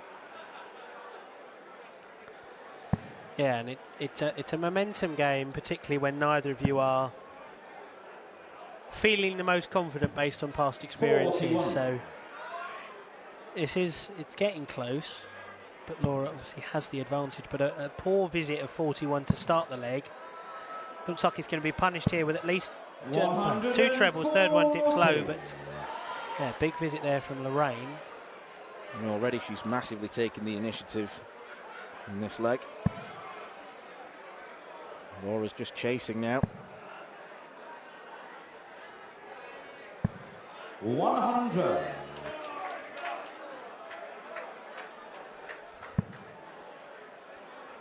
Well, at the start of the match, it looked as if Laura was going to run away with a 2-set victory, but fair play to Lorraine. She certainly dug in. Yeah, Laura still had the kind of overall average in scoring and edge in that department, but, you know, there were a couple of slightly weaker legs from her that Lorraine was able to capitalise on, but also, from Lorraine's point of view, there was a slight improvement in that second set, which brought her level and has given her the advantage here. Was 11 ahead before these, a bit high with that second one. 16. No treble there does bring Laura back into things a little bit more.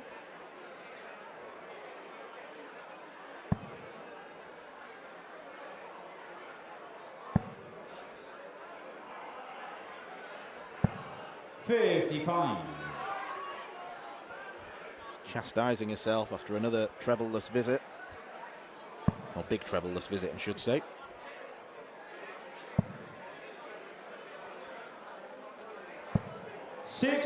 Lorraine just a straight 60 again. Not under a huge amount of pressure from Laura, but given the position she's in, would have liked to have left herself on a finish, I'm sure. She's got to find 3 legs from somewhere.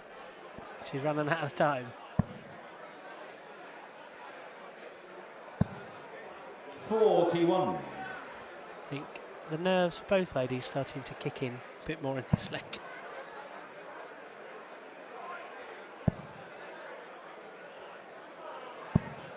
$46.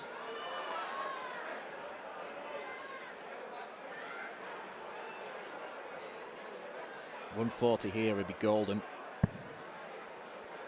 Good start.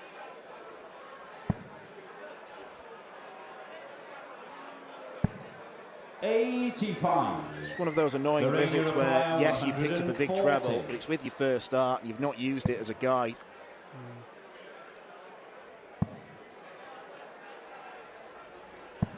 60.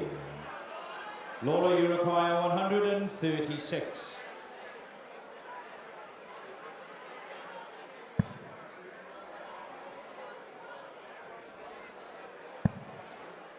Not the treble she was looking for there, just 4 scored with the first 2.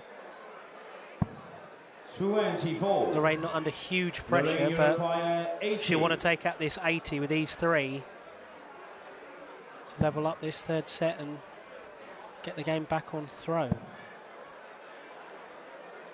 could be awkward with the way that Lorraine's darts do stand to attention. Oh, it wasn't awkward. How has she found that? It's a superb find. I think she shocked herself by nearly tripping over. Yeah. Third leg is Lorraine to throw first. Game on. Absolutely superb. It's fine. Referee Karen Roderick was there. He would have saved her. It was fine. Karen was prepared.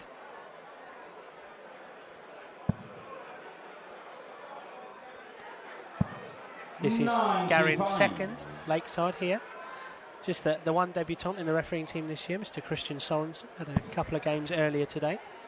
Dennis Nielsen, and then he did Aletta Weyer's victory earlier on this evening. 45. Very happy, be the first Dane to referee on the Lakeside stage. Christian? Once again, proving that darts is a proper global sport these days. And that's what the World Darts Federation is all about.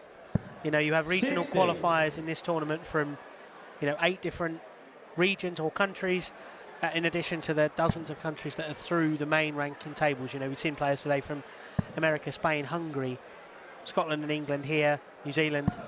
And there's more nationalities to come tomorrow with Switzerland and Slovenia playing at Lakeside for the first time. So, yeah, this is, the World Darts Federation. It's about bringing all these national federations and their best players together in a showcase tournament like this and the World Masters. And it's fantastic to see it back on and, as well attended as it is this weekend, and seeing so many people, watching the feeds on 3. Not the best visit from Laura there. Sorry, that distracted me. Distracted me from warbling on.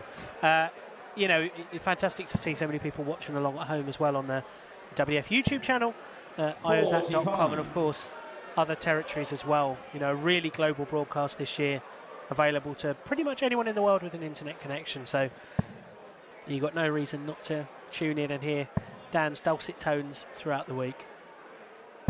180. You don't see that too often, going from 3 single ones to a 180.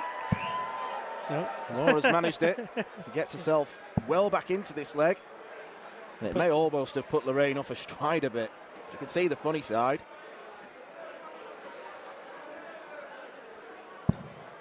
25. Lorraine sporting the Scotland colour coordinated fingernails today.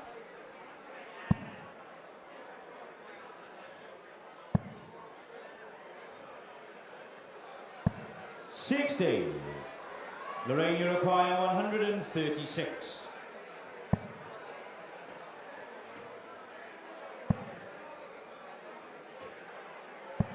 $100. Great fun with that last dart. Laura, Herself in you a great require position. 158. Unless Laura takes this out. It's not going to go. 60. Lorraine, you require 36.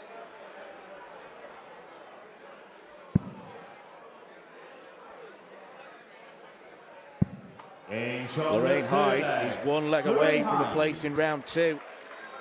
A meeting with Bo Greaves. Fourth leg, it's Laura to throw first. Game on.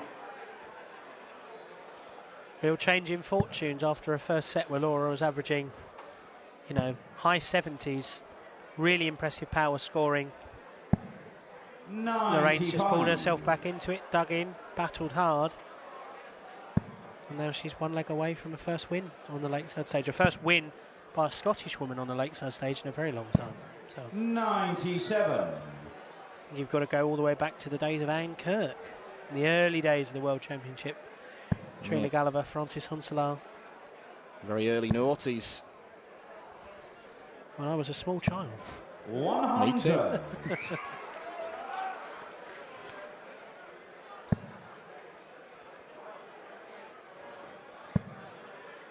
Timing matters so much in darts. 180.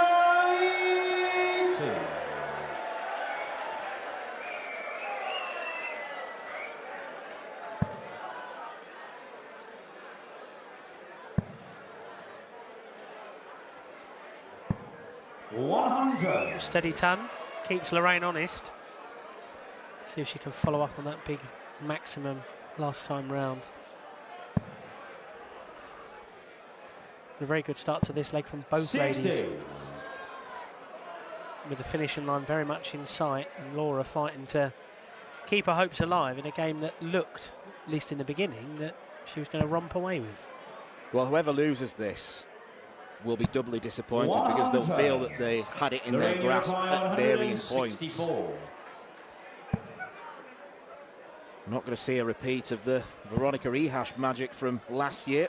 164 outshot. 100. There's been some way to win the game. Laura, you require 106. Can still go. Has to be treble 17. I don't even think she can pass that off as a miscount. That was just a real flyer. 50. I think the exasperation in her voice. Lorraine, you require 64. Potentially first match darts here for Lorraine. It's actually the first time she's led the match. Well, it will be one dart at tops. 24. And that is a match dart that Lorraine Hyde has spurned. Laura, you require 56.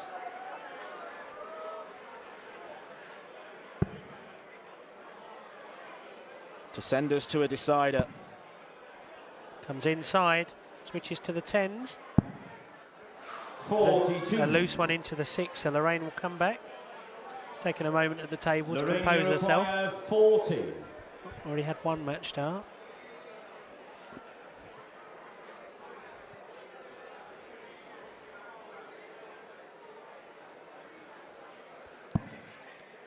She too comes inside, goes to the 10s. Game, shot. And Lorraine Hyde is the pride of Scotland at Lakeside this year. overcoming a stern challenge from Laura Turner, who started the game brilliantly well, but as she faltered slightly, Lorraine Hyde improved. A 180 in the deciding leg may have proven to be the difference. More lakeside disappointment for Laura Turner. She still awaits her very first win on this stage. It is Lorraine Hyde who has possibly the unenviable task of facing Bo Greaves in round 2, but she will no doubt relish the challenge. Coming up after this short break, we've got our final match of this evening session between Australia's Danny Porter and the Netherlands' Arjen Konterman.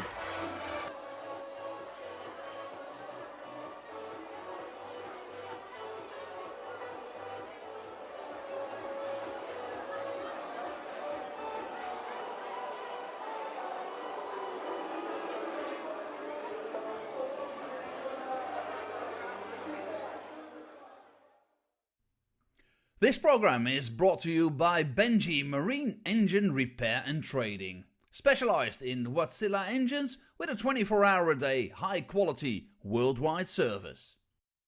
And by Hemeco Storage Systems, your one-stop storage system solution with over 100 years of experience.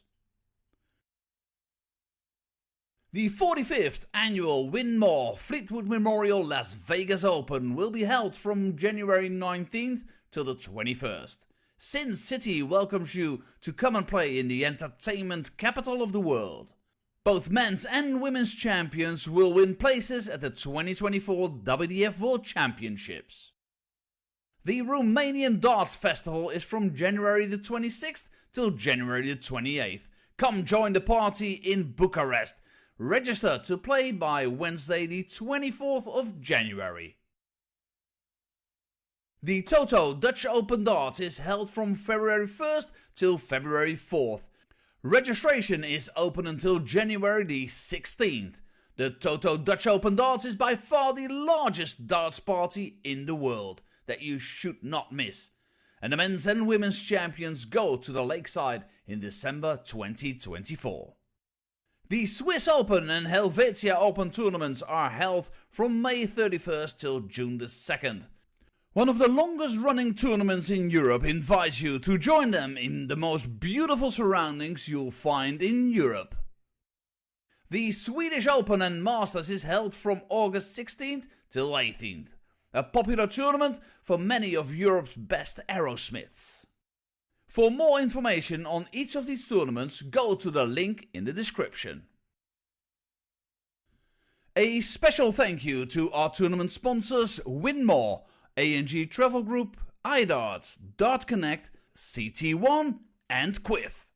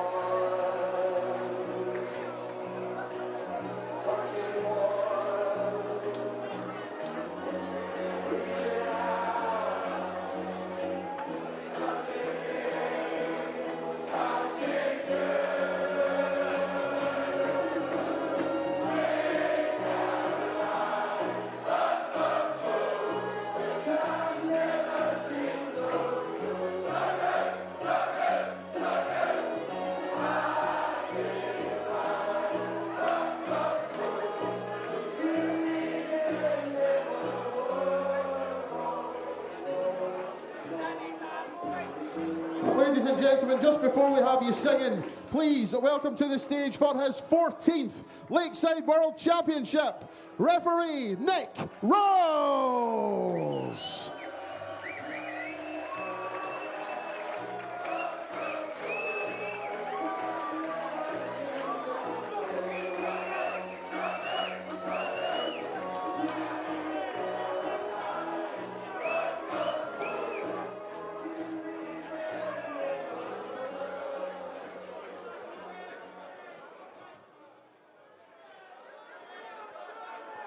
Ladies and gentlemen, it's now time for our final match here at day one of the CT1 WDF Lakeside World Championship. And we welcome to the stage, first of all, a man making his Lakeside World Championship debut. He came through the qualifiers to get here. This year's Dutch Open semi-finalist from the Netherlands, Arjan Konterman.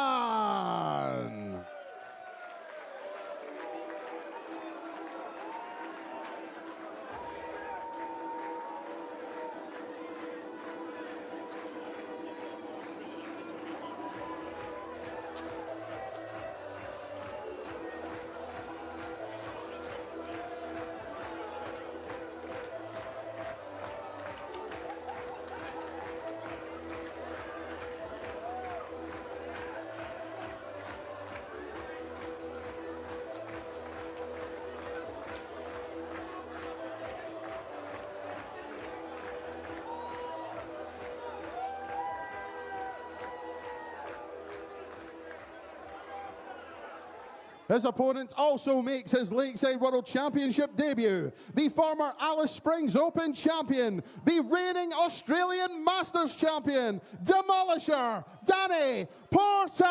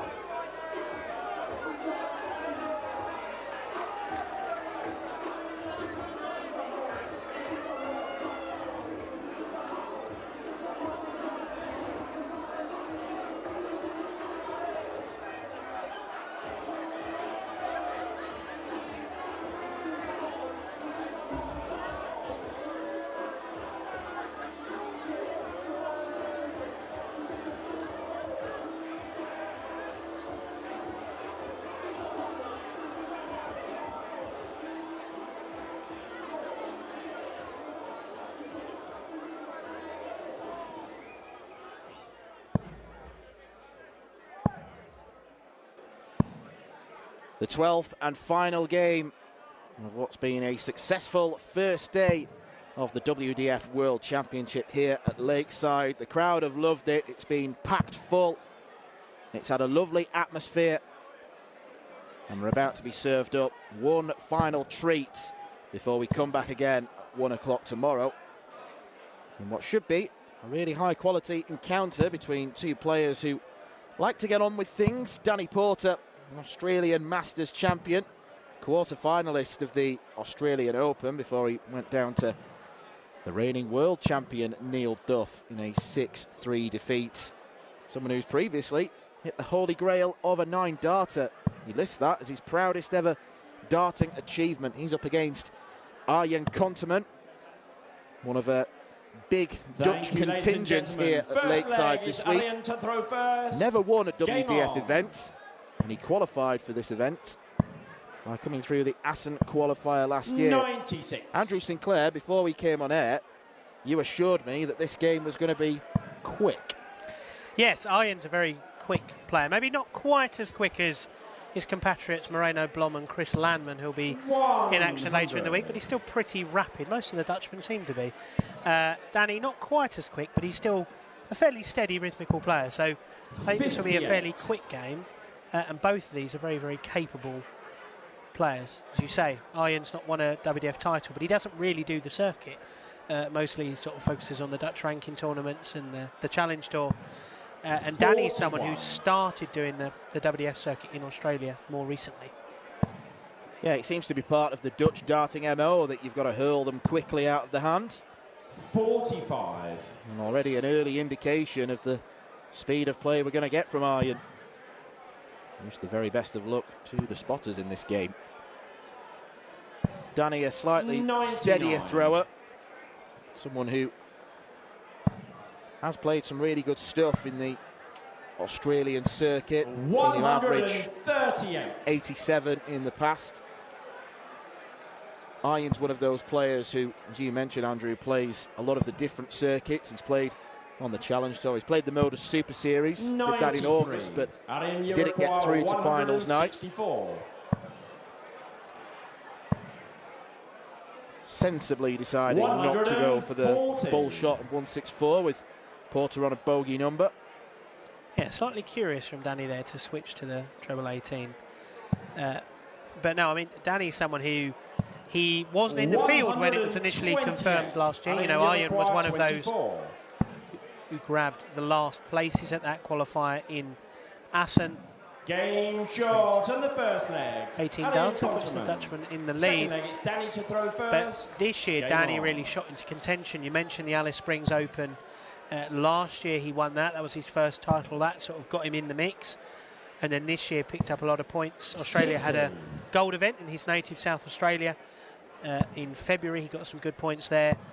And then, yeah, in June won the Australian Masters. A bit of a roller coaster game that.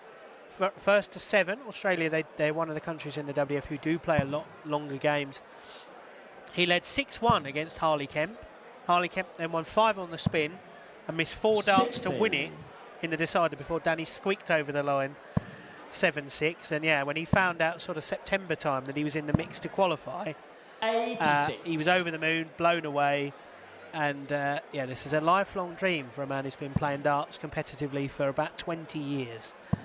And yeah, he came over with his partner a little bit earlier, and they had a good tour of London, saw all the sights, and now he's here playing on that lakeside stage and being cheered on by his fellow Australians, Peter Machin and Kim Mitchell, fellow South Australians as well, all from the same state, all played together, practiced together regularly. So he's got friends and backing here, and you know he's a little bit behind at the moment, but he's hanging in there. 59. Yeah, you've got to remember for players like Porter who come from the Oceanic region, it's almost not just about the darts, it's about the experience 96. Of coming to the venue, coming to a new country, coming to a country where darts is a much bigger thing than it is in Australia, although it's certainly growing in that part of the world. 78. Hasn't quite got going yet, so Arjen will get maybe just one. No, he'll get 2 at double 11. Game shot on the second leg. I said good luck, spotters.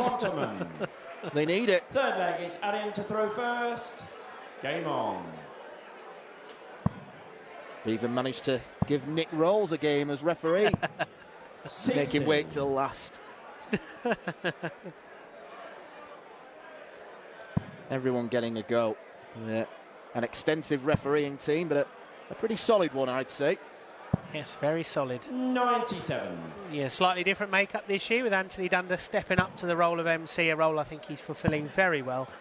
And yeah, new addition in Christian 30. Sorensen, Garen Roderick from Wales, now a full-time part of the team. And yeah, Nick, who does an awful lot in the WDF. He's a very, very busy man. Did a few less games this year than he would normally do, but yeah, he's still getting an outing, getting the suit on for the last game of the night. And why not? Yeah, it's like an itch that he needs to scratch. Get out there, get the suit on. 60. Get calling the numbers. Exactly.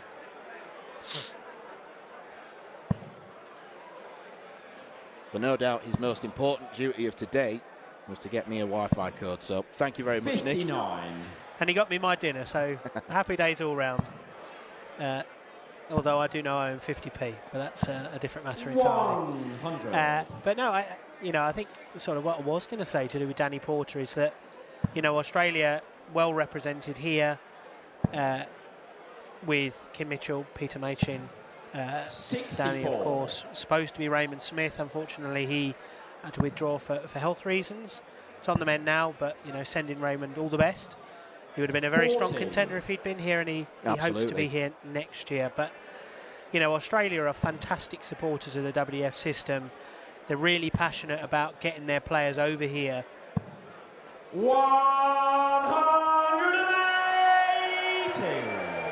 Slightly curious decision to stay there, but you've got to hit a 180 on the Lakeside stage if you can. Yeah, Danny Porter deciding the call of the 180 was more important than the double he's left. Good luck on double 2. Just on the wire. He thought it was in. I thought it was in at first glance. That one was very close as well. 2. Well, the way that Danny starts lying the board, it's a very sort of flat trajectory. So just above the wire doesn't really help him. No. 93. Well, at least he can say he's had some darts at a double now. I don't know how helpful that is. Game shot it turns out in the very. third leg. Danny Porter. Danny uses those very short Tero flights and stems from QSL. You know, fellow QSL sponsored player James Richardson won earlier, first game of this session.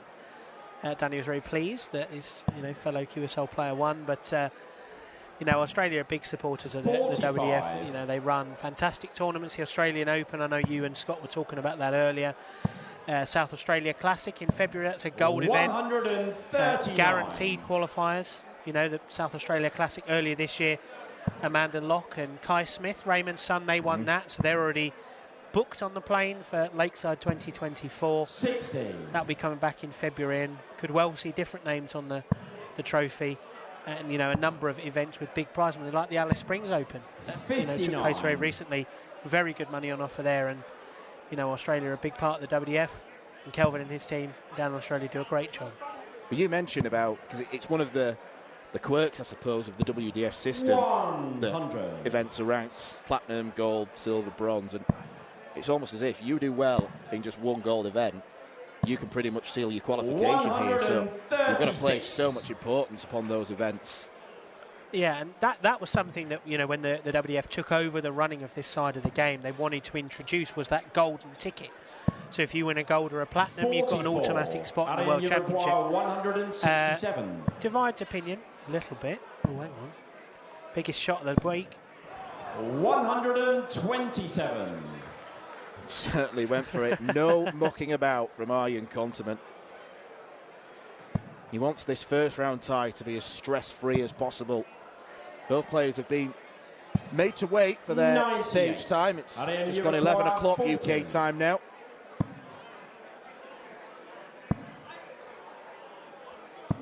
Game shot, and the first Does set. hit tops to win the first set. Second set, first leg, it's Danny to throw first. Game on. Very good 15 darter there from Arjen. Very good start from a quick-fire Dutchman. You know, but those golden ticket events, I think they're brilliant because they often mean that you get players here that wouldn't have qualified otherwise. Yeah. Perfect example of that is Sebastian Białecki, who won the opening game today. He has played 2 WDF events in the last 2 years. Denmark Open, which he won, and the Spanish Open because he was in Spain with Poland at the Europe Cup. He won that Danish Open, he's here. Otherwise he wouldn't be, but he's a fantastic addition to the field. Same true of Rhys Coley, who saw win this afternoon as well. So for me, I think they really diversify the field even more, and they add real variety and flavour to these tournaments, and you'll see more of those gold winners tomorrow afternoon and evening as well.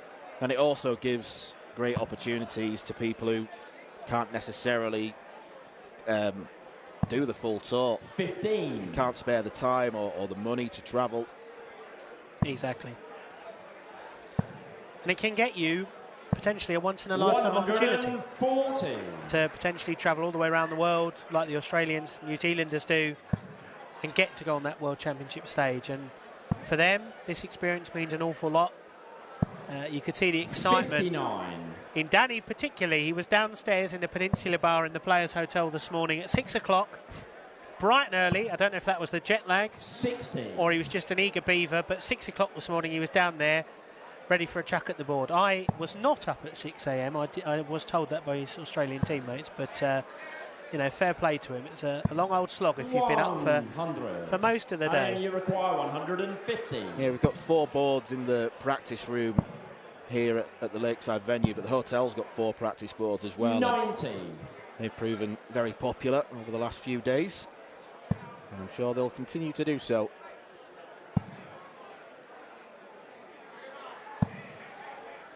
$56. And you require 60. Tops the target. 40.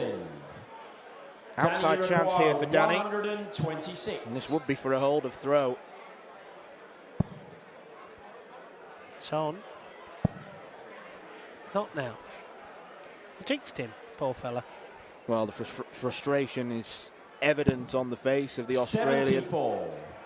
It's such a good first start, and you don't even hit the single. Game short, and the first. He barely get time to punishes. think about it because there's rapid fire Second leg, Dutchman. it's Addin to throw Bang. first. Game on.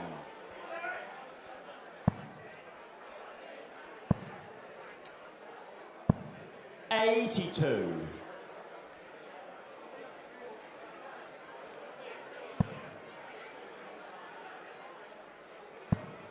Trying to work out what the tattoo is on the inside of Danny's left leg, right forearm. But not quite close enough. I think you could be here a long time if you try and guess the tattoos on any darts players. 137. Unless you're looking at Phil Taylor's where it says the power. You know, that's pretty self-explanatory. But that takes the fun out of it.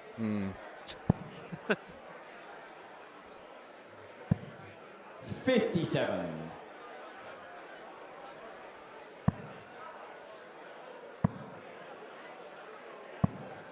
$60.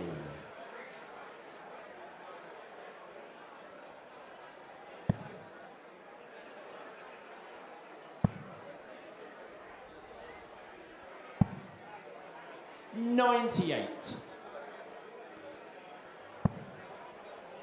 Fairly evenly matched leg here. You really do feel that. 58. I mean, Danny's, you know, he's got to get on the board in this leg. Just one leg so far. Iron takes this one. He's just one away from a rapid fire victory. Now, will he go for another 180 or is he going to switch this time? 132. And you require 164.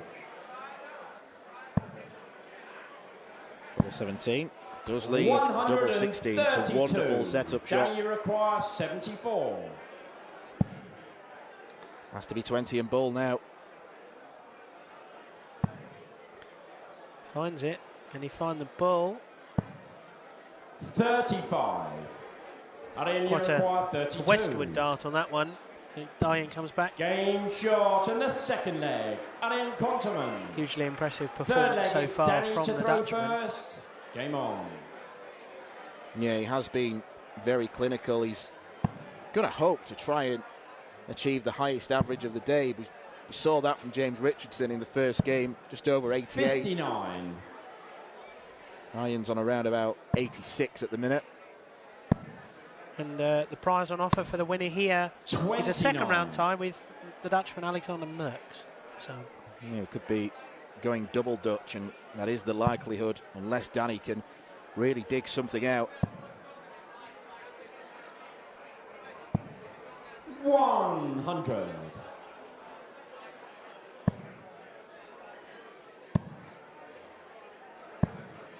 $96.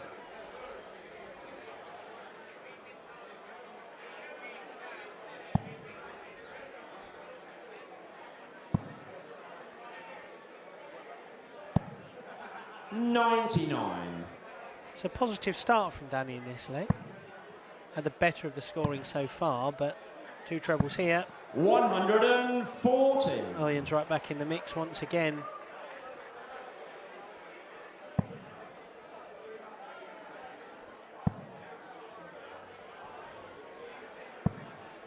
$45. It's not quite been as consistent as he needs to be, Danny. There's often been a good visit or a good dart in a visit, but he's not been able to quite find the consistent rhythm. And ultimately, the difference has been Iron has done. And he also throws like a train. Yeah, it's hard not to be rhythmic if you do throw like that. And then you require 155. I've often tried throwing that fast. It doesn't seem to help me, though. Whether there may be other factors at play. How much new plaster does the wall need? New skirting boards on a weekly basis, yeah. Single 15. Double 5. Yeah. 110. And then you require 110. I've not seen 115 checked out like that many times before. 50. Danny, you require 5. That's the difficult part, arguably. Oh, he's no bust. score. And then you require 60. Could be all over for Danny Porter. Game, it is all shot, over. Iron Konterman safely through to round 2 of the Lakeside WDF World Championship. A pretty good display, all things considered. He never looked to be under too much pressure from Porter. He only had darts to win 3 of the legs. It's a 2-0 victory for Konterman, and he'll face his compatriot Alexander Burks in round 2 of the competition. That is it for the first day of this tournament, but we will be back at 1 o'clock UK time tomorrow afternoon, available on YouTube all week, where we'll have Liam Maindel-Lawrence taking on Mike Gillett. Make sure you join us for that.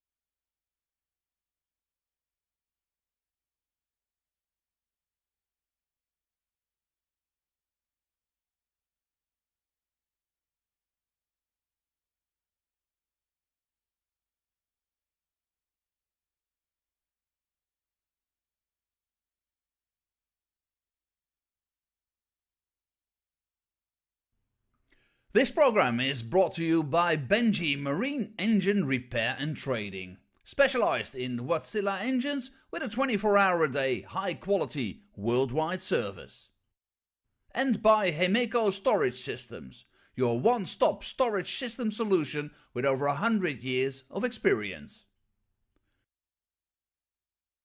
The 45th annual Widmayer Fleetwood Memorial Las Vegas Open will be held from January 19th till the 21st. Sin City welcomes you to come and play in the entertainment capital of the world. Both men's and women's champions will win places at the 2024 WDF World Championships.